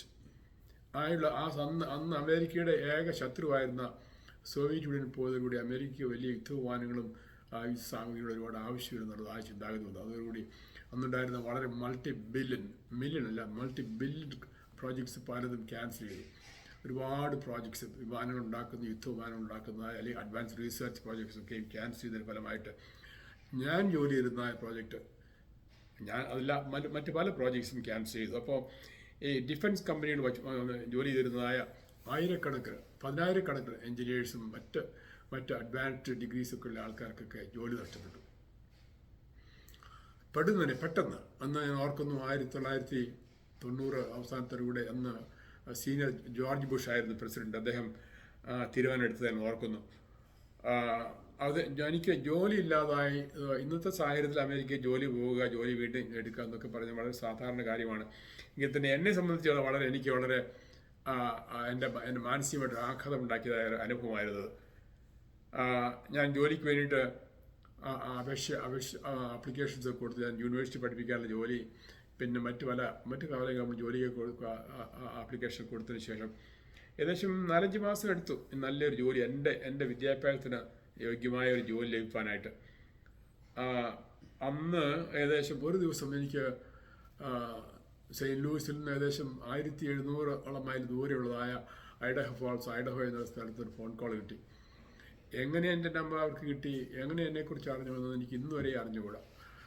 ഞാൻ ആ സ്ഥലത്തെക്കുറിച്ച് കേട്ടുമില്ല, ആ സ്ഥലത്ത് ഞാൻ പോയിട്ടുമില്ല. എനിവേ എന്നെ ഇൻ്റർവ്യൂവിന് വിളിച്ചു. ഇൻ്റർവ്യൂവിന് പോയി അവിടെ എനിക്ക് ജോലി ലഭിച്ചു. ഞാൻ മുമ്പ് എനിക്ക് ലഭിച്ചിരുന്നതിനേക്കാൾ കൂടിയതായുള്ള ശമ്പളത്തോടു കൂടി ഒരു ഫെഡറൽ ഗവൺമെൻറ്റിൽ ജോലിക്ക് പ്രവേശിപ്പാൻ തക്കൊണ്ട് ദൈവം എനിക്കിടയായി തീർന്നു. അങ്ങനെ ഞാൻ എൻ്റെ ഡിപ്പാർട്ട്മെൻറ്റ് ഓഫ് എനർജി DOEയിലുള്ള ജോലി ജൂലൈ 1990 ആരംഭിച്ചു. എൻ്റെ ജോലി അവിടെ ഉണ്ടായിരുന്നതായ ഐഡഹോ നാഷണൽ ലാബ് ഏകദേശം 13,000 എഞ്ചിനീയേഴ്സ് ആൻഡ് സയൻറ്റിസ്റ്റ് ജോലി ചെയ്തിരുന്ന ഒരു സ്ഥാപനമായിരുന്നു. Research and development engineering and science. ആ സ്ഥാപനത്തിലുള്ളതായ റിസർച്ച് ആൻഡ് ഡെവലപ്മെൻറ്റ് വർക്കിനെ മാനേജ് ചെയ്യുക എന്നുള്ളതായിരുന്നു എൻ്റെ ജോലി. അവിടെയുള്ളതായ എഞ്ചിനീയറിംഗ് വർക്കും റിസർച്ച് വർക്കും സയൻറ്റിഫിക് വർക്കും ഒക്കെ മാനേജ് ചെയ്യുന്ന ജോലിയായിരുന്നു എനിക്കുണ്ടായിരുന്നത്. ദൈവം ചെയ്തതായ ഒരു അത്ഭുതം ഞാൻ ഓർക്കുകയായിരുന്നു. ഞാൻ ജോലിക്ക് വേണ്ടി ലഭിക്കാൻ വേണ്ടി നോക്കി ഭാരപ്പെട്ടിരുന്ന ആ സമയത്ത് ആരും അറിയാത്തതായ, ഞാൻ കേട്ടിട്ടില്ലാത്തതായ സ്ഥലത്ത് നിന്ന് ദൈവം എനിക്ക് ഫോൺ കോള് വന്ന് ഞാൻ അർഹിക്കുന്നതിനേക്കാൾ അല്ലെങ്കിൽ ആഗ്രഹിക്കുന്നതിനേക്കാൾ ഉപരിയായിട്ടുള്ളതായ ജോലി ലഭിക്കാൻ തക്കൊണ്ടും ദൈവം എന്നെ സഹായിച്ചു. ദൈവത്തിൻ്റെ മഹത്വം കൊടുക്കാൻ ഞാൻ ആഗ്രഹിക്കുകയാണ്. അപ്പോൾ ഐഡഹോ നാഷണൽ ലാബിൽ എൻ്റെ പ്രവൃത്തികളെ മാനേജ് ചെയ്യുന്ന ജോലി ആയിരുന്നു എനിക്കുണ്ടായിരുന്നത്. ഞങ്ങൾ ഐഡഹോയിൽ താമസിച്ചിരുന്ന സമയത്ത് ഞാൻ പറഞ്ഞല്ലോ, ഞങ്ങളുടെ 2 കുഞ്ഞുങ്ങളും ഉണ്ടായിരുന്നു. ഞങ്ങൾക്ക് 2 ആൺകുട്ടികൾ. അപ്പോൾ എൻ്റെ മൂത്ത മകൻ്റെ പേര് ജോ, രണ്ടാമത്തെ മകൻ്റെ പേര് ജോൺ. ഞങ്ങൾ ഐഡഹോയിലേക്ക് മൂവ് ചെയ്യുന്ന സമയത്ത് ജോയ്ക്ക് ഏകദേശം 8 വയസ്സായിരുന്നു. ജോണിന് 4 വയസ്സ് കഴിഞ്ഞു. അപ്പോൾ അവർ തമ്മിൽ ഏകദേശം 4.5 വയസ്സിൻ്റെ ഏജ് ഡിഫറൻസ് ഉണ്ട്. അന്ന് കുഞ്ഞുങ്ങൾ 2 പേരും ഒരു ക്രിസ്ത്യൻ സ്കൂളാണ് ആദ്യത്തെ ചില വർഷങ്ങളിൽ പോയത്. എന്നാൽ ക്രിസ്ത്യൻ സ്കൂളിൽ ഒരുപാട് മറ്റ് സൗകര്യങ്ങൾ, അതിനുള്ളതായ ലാബറട്ടറി സൗകര്യങ്ങളോ ഒന്നും ഇല്ലാത്തതിൻ്റെ പേരിൽ ഞങ്ങൾ പിന്നെ ഒരു പബ്ലിക് സ്കൂളിലാക്കി. കുഞ്ഞുങ്ങളൊക്കെ വളരെ സ്പോർട്സിലൊക്കെ വളരെ ആക്റ്റീവായിരുന്നു. പ്രത്യേകിച്ച് ഞങ്ങളുടെ രണ്ടാമത്തെ മോൻ അവർ ഫുട്ബോള്, ബാസ്കറ്റ് ബോള്, പിന്നെ ഐസ് ഹോക്കി, ബേസ്ബോള്, അങ്ങനെ ഒരുപാട് എല്ലാത്തരം സ്പോർട്സിലും അവർ ആക്റ്റീവായിട്ട് പങ്കെടുത്തിട്ടുണ്ട്. അവർ മ്യൂസിക്കിൽ കാര്യത്തിൽ വളരെ താല്പര്യമുള്ളതായി. ഞങ്ങളതിൻ്റെ എല്ലാ കാര്യങ്ങളും ഞങ്ങളവർ പ്രോത്സാഹിപ്പിച്ചു. ഉദാഹരണമായിട്ട് കുഞ്ഞുങ്ങൾ പിയാനോ, സാക്സഫോൺ, പിന്നെ വയലിൻ, പിന്നെ ട്രംപറ്റ്, പിന്നെ ഗിറ്റാറ്, ഇങ്ങനെ പല ഉപകരണങ്ങൾ വായിക്കാൻ തക്കൊണ്ട് അവർ പഠിച്ചു. എങ്കിൽ തന്നെ ക്രമേണ ഒരു പ്രായം ആയിക്കഴിഞ്ഞപ്പോൾ ജോയ് പിയാനോയും ഗിറ്റാറും ആയിട്ട് പ്രധാന ഉപകരണങ്ങളാക്കി അവർ ഉപയോഗിച്ച് തുടങ്ങി. ജോണ് ഗിറ്റാറും ഡ്രംസ് ഇത് 2 ഉപകരണങ്ങളാണ് അധികമായിട്ട് അവരിപ്പോഴും ഉപയോഗിക്കുന്നത്. കുഞ്ഞുങ്ങളെ വളർത്തുന്ന കാര്യങ്ങളെക്കുറിച്ച് ഞങ്ങളുടെ പുസ്തകത്തിൽ എഴുതിയിട്ടുണ്ട്. ഒരു ചാപ്റ്റർ ഉണ്ട്, how we raised our children. ഞങ്ങളുടെ കുഞ്ഞുങ്ങളെ ഞങ്ങൾ വളർത്തിയ വിധം എന്നുള്ള അതിനെക്കുറിച്ച് ചാപ്റ്റർ ഉണ്ട്. ഞാൻ ചിന്തിക്കുന്നത്, കുഞ്ഞുങ്ങൾ എന്ന് പറയുന്നത് ദൈവം നമുക്ക് നൽകിയിരിക്കുന്ന ഒരു മാതാവിനും പിതാവിനും നൽകുന്ന ഏറ്റവും വലിയ ദാനമാണ്. കുഞ്ഞുങ്ങളെ ശിക്ഷണത്തിലും ദൈവത്തിൻ്റെ ഹിതപ്രകാരം വളർത്തുവാനുള്ളതായ ഇതിയായ കടപ്പാട് മാതാപിതാക്കൾക്കുണ്ട്. ദൈവമില്ലാത്ത ഈ ലോകത്തിൽ ദൈവത്തിന് വേണ്ടി മക്കളെ വളർത്തുക എന്നുള്ളത് വളരെ ആവശ്യമായതും എന്നാൽ വളരെ ദുഷ്കരവുമായിട്ടുള്ളതായ ഒരു സംരംഭമാണ്. മക്കളെ വളർത്തുക എന്നുള്ളത് it's A full time job. മക്കളെ യോഗ്യമായിട്ട് വളർത്തുക എന്നുള്ളത് ഗ്രാൻഡ് പേരൻസിൻ്റെ ജോലിയല്ല, ടീച്ചേഴ്സിൻ്റെ ജോലിയല്ല, സൺഡേ സ്കൂൾ ടീച്ചേഴ്സിൻ്റെ ജോലിയല്ല, അല്ലെങ്കിൽ നമ്മുടെ അയൽവക്കാരുടെ ജോലിയല്ല. അവർക്കൊക്കെ അവരുടേതായ പങ്ക് വഹിപ്പാറുണ്ടെങ്കിൽ തന്നെയും മക്കളെ യോഗ്യമായിട്ട് വളർത്തുക എന്നുള്ളത് കുഞ്ഞുങ്ങളുടെ പിതാവിൻ്റെയും മാതാവിൻ്റെയും ജോലിയാണ്. ഞങ്ങൾ കുഞ്ഞു പ്രായത്തിൽ തന്നെ അവരെ പഠിപ്പിച്ചു. അവരോട് പറഞ്ഞു, മക്കളെ, നിങ്ങൾ വി ലവ് യു അൺകണ്ടീഷണലി. ഞാൻ കഴിഞ്ഞ കുറച്ച് നാളുകൾക്ക് മുമ്പ് ഒരു ക്രിസ്ത്യൻ ഫാമിലി എന്നുള്ള ഒരു സീരിയസ് സെമിനാർ നടത്തിയിരുന്നു. അപ്പോൾ ഒരുപാട് പേര് എൻ്റെ ക്ലാസ്സിൽ പഠിക്കുകയൊക്കെ ചെയ്തിട്ടുണ്ട്. അപ്പോൾ ഞാൻ അനുഭവിച്ചതും ചെയ്തതുമായ പല കാര്യങ്ങൾ ചേർത്തുകൊണ്ട് ആ ക്ലാസ്സിൽ പഠിപ്പിച്ചായിരുന്നു ഓർക്കുന്നു. കുഞ്ഞുങ്ങളെ you let them know that they are loved unconditionally. അവർ മിടുക്കരാകുന്നതിനെ ആസ്പദമാക്കിയോ, ക്ലാസ്സിൽ മാർക്ക് വാങ്ങുന്നതിനെ ആസ്പദമാക്കിയോ, അവർ കിട്ടുന്ന ഗ്രേഡിൻ്റെ ആസ്പദമാക്കിയോ, അല്ലെങ്കിൽ അതൊന്നും വെച്ചല്ല അവരെ നാം സ്നേഹിക്കുന്നത്. You are loved conditionally because you are my children. Of course I expect you to do well in school. I expect you to be a good boy or a good girl in life. പക്ഷേ you are unconditionally loved because you are daddy and mommy's boy. ആ കാര്യം അവരോട് നേരത്തെ കൂട്ടി ഞങ്ങൾ പറഞ്ഞു.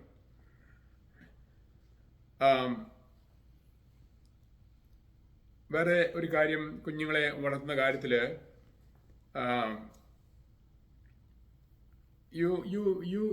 you have to be an example to them. പലപ്പോഴും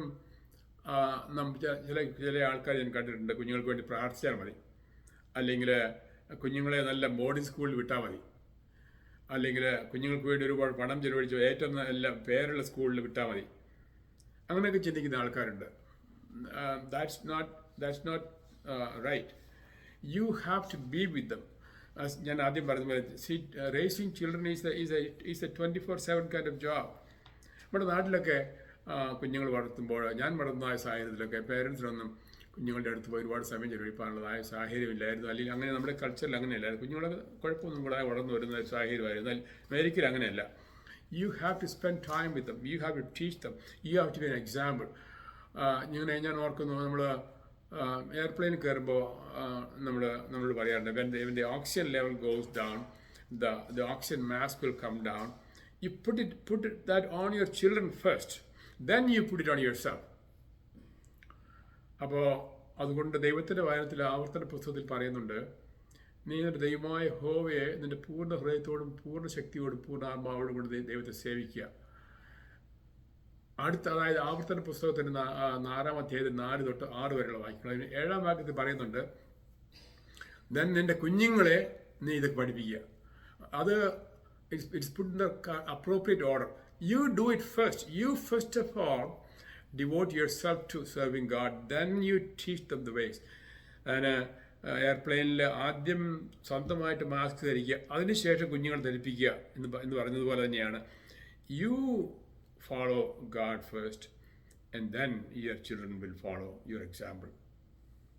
കുടുംബത്തിൽ പലപ്പോഴും കുടുംബ പ്രാർത്ഥനയെക്കുറിച്ച് ഞങ്ങൾ ചിന്തിക്കാറുണ്ട്. ഞങ്ങളുടെ കുടുംബജീവിതത്തിൽ ഞാനും എൻ്റെ ഭാര്യയും ജോലി ചെയ്തിരുന്നവരായിരുന്നു. ഞങ്ങൾ കുഞ്ഞുങ്ങളെ ഒറ്റയാക്കിയിട്ട് ഒരിക്കൽ പോലും പോയിട്ടുള്ളതായിട്ട് ഓർമ്മയില്ല.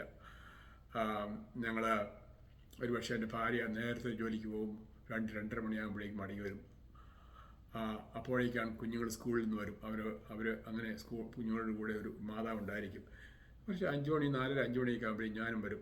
രാവിലെ ഞാൻ കുഞ്ഞുങ്ങളെ സ്കൂളിൽ കൊണ്ടുവിടും. അപ്പോൾ I would be with them. അപ്പോൾ കുഞ്ഞുങ്ങളുടെ കൂടെ എപ്പോഴും മാതാവെങ്കിലും പിതാവെങ്കിലും ഉണ്ടായിരിക്കും. മിക്ക സമയത്തും almost all the time we both will be with them. കുഞ്ഞുങ്ങളോട് രാവിലെ ഞങ്ങൾ പോകുന്നതിന് മുമ്പും കുഞ്ഞുങ്ങൾ സ്കൂളിൽ പോയി വിടുന്നതിന് മുമ്പും വൈകിട്ട് ഒന്നിച്ചും 1 മണിക്കൂറെങ്കിലും എടുത്ത് ഒന്നിച്ച് പ്രാർത്ഥിക്കുന്ന അനുഭവം ഉണ്ടായിരുന്നു. A family that prays together stays together.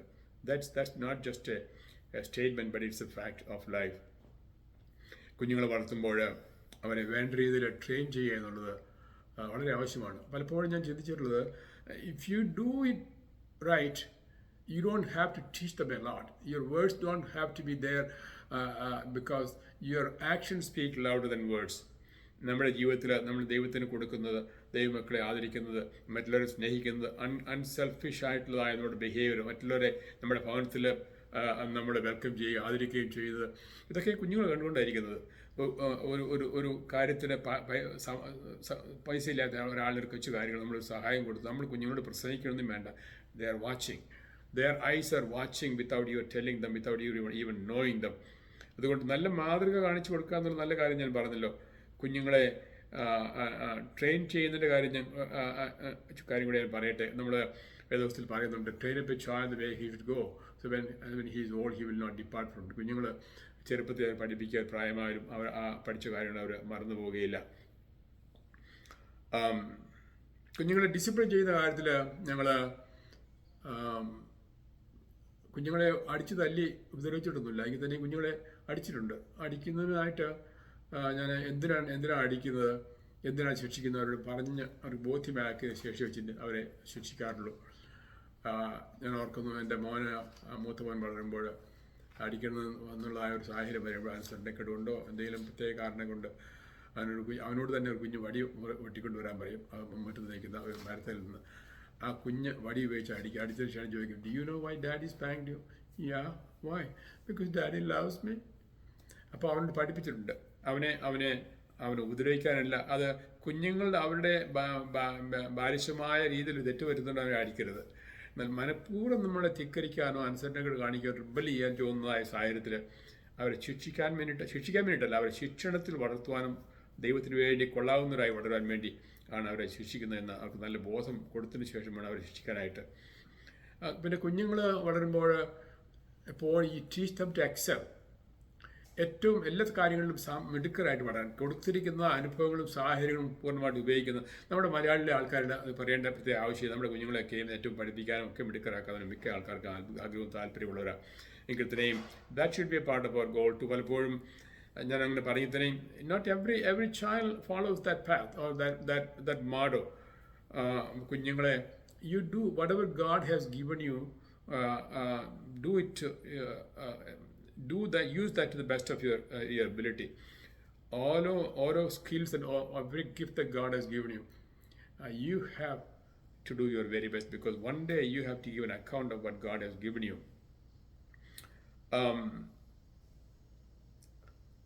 Another important thing is teach the children how to manage money. ഞാൻ എൻ്റെ ഭാര്യയും പണം വളരെ സൂക്ഷിച്ച് കൈകാര്യം ചെയ്യുന്നവരാണ്. പിശുക്കന്മാരല്ല. പണം കൈകാര്യം ചെയ്യേണ്ടടുത്ത് പണം ചെലവഴിക്കും, അല്ലാത്തടുത്ത് ചെലവഴിക്കുകയുമില്ല. ഞങ്ങളുടെ കുഞ്ഞുങ്ങളോട് പണത്തിൻ്റെ കാര്യത്തെക്കുറിച്ച് ഒരുപാടൊന്നും ഉപദേശിച്ചിട്ടില്ല. എങ്കിൽ തന്നെ ഞങ്ങളുടെ കുഞ്ഞുങ്ങൾ ഞങ്ങളുടെ രീതിയിൽ തന്നെ ഉള്ളവരായിട്ട് വളർന്നു വന്നെന്നുള്ളത് കാണുന്നത് വളരെ രസകരമായ കാര്യമാണ്. ബിക്കോസ് നാം കുഞ്ഞുങ്ങളെ ഞങ്ങൾ കൊച്ചു പ്രായത്തിലെ പഠിപ്പിച്ച് നാം ഓരോരുത്തരും നമുക്കുള്ളതെല്ലാം ദൈവമാണ്, ദൈവത്തിൻ്റെ ദാനമാണ്. ഒരു ദിവസം ദൈവത്തിന് മുമ്പാകുന്നത് കണക്ക് ബോധിപ്പിക്കണം. There is a day of reckoning, there is a day of settling accounts. അതുകൊണ്ട് God will ask you when you stand before the judgment seat of Christ. He will ask you, what did you do with what I gave you? So what we did and what we did not, we have to give an account of those things before the Lord. So if you know that we belong to the Lord and what we have belongs to the Lord, then we will feel obligated, we will feel responsible to do what is right, to excel, to do the very best, and to follow what God asks us to do. അതുകൊണ്ട് പണത്തിൻ്റെ കാര്യത്തിലും the money, I don't own the money. I don't own anything in this world. I brought nothing into this world, nor will I take anything out of this world.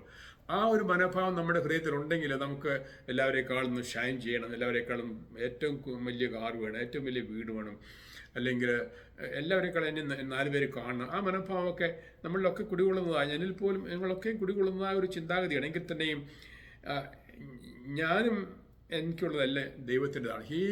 Everything belongs to him എന്നുള്ള മനോഭാവം നമ്മൾ ഭരിക്കുമ്പോൾ we will have a different outlook and perspective on life. കുഞ്ഞുങ്ങളുടെ ജീവിതത്തിൽ ഞാൻ ആദ്യം പറഞ്ഞല്ലോ, we should be intimately involved in their life. കുഞ്ഞുങ്ങളുടെ പേരൻറ്റ് ടീച്ചർ കോൺഫറൻസ്, കുഞ്ഞുങ്ങളുടെ ഹോംവർക്ക് ചെയ്യുന്ന കാര്യത്തിൽ, കുഞ്ഞുങ്ങളുടെ സ്പോർട്സിൻ്റെ കാര്യത്തിൽ, മ്യൂസിക്കിൻ്റെ കാര്യത്തിൽ. ഞാൻ ഓർക്കുന്നു, ഞങ്ങളുടെ മൂത്ത മോന് 13 വയസ്സുള്ളപ്പോഴാണ് ഞങ്ങളുടെ ചർച്ചിൻ്റെ, അത് വെള്ളക്കാരുടെ ഒരു ചർച്ചാണ് ഞാൻ പറഞ്ഞല്ലോ, ചർച്ചിൽ ആദ്യമായിട്ട് അവൻ പിയാനിസ്റ്റാണ്. He became the pianist of the church. He was only 13 years old. അന്ന് അവന് ധൈര്യമില്ലായിരുന്നെങ്കിൽ തന്നെയും ഞങ്ങൾ പ്രോത്സാഹിപ്പിച്ചു. You can do it Joe, you can do it എന്ന് പറഞ്ഞ് പ്രോത്സാഹിപ്പിച്ചു. He started singing and playing, and then he became the every Sunday the pianist of the church. So കുഞ്ഞുങ്ങളോട് കൂടെ ഇരിക്കുക, അവരുടെ കഴിവുകളെയും അറിഞ്ഞ്. So if you have more than one child, each child is different. അവരുടെ കഴിവുകളും അവരുടെ ടാലന്റുകളും ഒക്കെ ഡിഫറെൻ്റ് ആണ്. So you don't approach raising the children equally and in the same way with every child. No, you accommodate their needs. അവരുടെ കഴിവുകളും അറിഞ്ഞ് അവരെ വളർത്തുവാൻ കൊണ്ട് നമുക്ക് ശ്രമിക്കണം. ഞങ്ങൾ വെള്ളക്കാരുടെ മധ്യ ജീവിച്ചിരുന്നതായിരുന്നു. ഞാൻ പറഞ്ഞു, ഞങ്ങളുടെ ജീവിതത്തിൽ, ഞങ്ങളുടെ കുടുംബ ജീവിതത്തിൽ 40-ൽ പരം വർഷങ്ങൾ ഇന്ത്യക്കാരുടെ ഇല്ലായിരുന്ന സ്ഥലങ്ങളില്ലായിരുന്നുകൊണ്ട് ഞങ്ങളെപ്പോഴും ഇവിടുത്തെ അമേരിക്കൻസിൻ്റെ വെള്ളക്കാരുടെ സഭകളിലായിരുന്നു ആരാധിച്ചിരുന്നത്. അപ്പോൾ അവിടെ അസംബ്ലീസ് ഓഫ് ഗോഡ് ചർച്ചിലാണ് ഞാൻ മിക്കപ്പോഴും പോയിക്കൊണ്ടിരുന്നത്. അവിടെ ഒരു റോയൽ റേഞ്ചേഴ്സ് എന്ന് പറഞ്ഞൊരു ചിൽഡ്രൻസ് പ്രോഗ്രാം ഉണ്ട്, starting from age 3 to age 18. ഇപ്പോൾ കുഞ്ഞുങ്ങളുടെ ഈ ബോയ് സ്കൗട്ട്സ് പ്രോഗ്രാമിൻ്റെ പാറ്റേൺ വെച്ചുകൊണ്ട് എന്നാൽ ബിബ്ലിക്കലായിട്ടുള്ളതായ ഒരുപാട് ഔട്ട്ഡോർ സ്കിൽസും ക്രാഫ്റ്റ് വർക്കും സ്കിൽസും മറ്റുള്ളതായ ഒരുപാട് കാര്യങ്ങളെല്ലാം, ലീഡർഷിപ്പ് സ്കിൽസ് എല്ലാം പഠിപ്പിക്കുന്നതായ ഒരു കാര്യം. ഞങ്ങളുടെ 2 കുഞ്ഞുങ്ങളും ആ കാര്യത്തിൽ അതിൽ പങ്കെടുക്കുകയും വളരെ നല്ല രീതിയിൽ വിജയങ്ങൾ കൈവരിക്കാൻ കൊണ്ട് ദൈവം അവർക്ക് ഇടയാക്കിയിട്ടുണ്ട്. അവർ അന്ന് പഠിച്ചതായ കാര്യങ്ങൾ, honesty, straight forwardness, being compassion, ഇങ്ങനെ ഒരുപാട് ഗുണകാര്യങ്ങൾ അവർ പഠിച്ചതൊക്കെയും ആ ജീവിതത്തിൽ അത് പ്രായോഗികമാക്കുന്നത് ഞാൻ കണ്ടിട്ടുണ്ട്. ഞങ്ങളുടെ കുഞ്ഞുങ്ങളുടെ വിദ്യാഭ്യാസത്തെക്കുറിച്ച് ഒരു വാക്ക് പറയട്ടെ. ദൈവം തമ്പുരാൻ അവരെ സഹായിച്ചു. അതുകൊണ്ട് ദൈവം അവർക്ക് നന്മ കൊടുത്തു. ഇന്നും അവർ കുടുംബമായിട്ട് ദൈവത്തെ സേവിക്കുന്നു. ഒരു കുഞ്ഞുങ്ങൾ ഹൈസ്കൂളിൽ പഠിച്ചു കഴിയുന്ന സമയത്ത്, ഇവിടെ ഹൈസ്കൂൾ എന്ന് പറയുന്നത് നമ്മുടെ നാട്ടിൽ പറയുന്നതായ +2 12ാം ക്ലാസ് കഴിഞ്ഞ സമയത്ത് അവർ രണ്ടുപേരും സ്കൂളിലെ വാലിഡിറ്റോറിയൻസ് ആയിരുന്നു. വാലിഡിറ്റോറിയൻസ് എന്ന് പറഞ്ഞാൽ ഏറ്റവും കൂടുതൽ മാർക്ക് കിട്ടി സ്കൂളിൽ പാസ്സാകുന്ന വിദ്യാർത്ഥി. അന്ന് ഏറ്റവും കൂടുതൽ മാർക്ക് കിട്ടിയ 4.0 GPA ഉള്ളതായ വിദ്യാർത്ഥികൾ എൻ്റെ രണ്ടാമത്തെ മകൻ പാസ്സായ വർഷം ഞാൻ ഓർക്കുന്നു, അതിൽ ഒന്നിൽ കൂടുതൽ വിദ്യാർത്ഥികളുണ്ടായിരുന്നു. പക്ഷേ ആ വിദ്യാർത്ഥികളിൽ നിന്ന് സ്കൂളിലെ എല്ലാ വിദ്യാർത്ഥികളും ചേർന്ന് ഒരാളെ തിരഞ്ഞെടുക്കും. അതെൻ്റെ മോനായിരുന്നു. So he was the valedictorian, he gave the valedictorian speech. രണ്ട് കുഞ്ഞുങ്ങളും നാഷണൽ മെറിറ്റ് സ്കോളേഴ്സ് ആയിരുന്നു. ഒരുപാട് സ്കോളർഷിപ്പുകൾ അവർക്ക് കിട്ടി. അതുകൊണ്ട് കോളേജിൽ പഠിക്കുന്ന ആ സമയത്ത് ഒരുപാട് പണമൊന്നും ഞങ്ങൾക്ക് ചിലവഴിക്കേണ്ടി വന്നിട്ടില്ല. അവർ രണ്ടുപേരും ദൈവത്തിൻ്റെ കൃപയാൽ പ്രസിഡൻറ്റ് സ്കോളേഴ്സ് ആയിരുന്നു. പ്രസിഡൻറ്റ് സ്കോളർ എന്ന് വെച്ച് കഴിഞ്ഞാൽ ഓരോ സംസ്ഥാനത്ത്, അമേരിക്കയിൽ 50 സംസ്ഥാനം നിങ്ങൾക്കറിയാമല്ലോ, ഓരോ സംസ്ഥാനത്തു നിന്നും ഒരു വിദ്യാർത്ഥിയും ഒരു വിദ്യാർത്ഥിനിയെയും തിരഞ്ഞെടുക്കുന്നു. ആ തിരഞ്ഞെടുക്കുന്നത് അവരുടെ സ്കോളാസ്റ്റിക് അച്ചീവ്മെൻറ്റ്, അതായത് അവർക്ക് കിട്ടുന്നതായ എല്ലാ പഠിത്ത വിഷയങ്ങളിലൊക്കെയുള്ള മാർക്കിൻ്റെ കൂടുതൽ വെച്ച് കമ്മ്യൂണിറ്റി സർവീസ്, ലീഡർഷിപ്പ്, ഈ കാര്യങ്ങൾ, പിന്നെ അവർക്ക് ചില പറ്റിയ കാര്യങ്ങൾ ചില essays ഒക്കെ എഴുതുകയൊക്കെ ചെയ്യണം. അതിൻ്റെയൊക്കെ അടിസ്ഥാനത്തിലാണ് ഈ തിരഞ്ഞെടുക്കുന്നത്.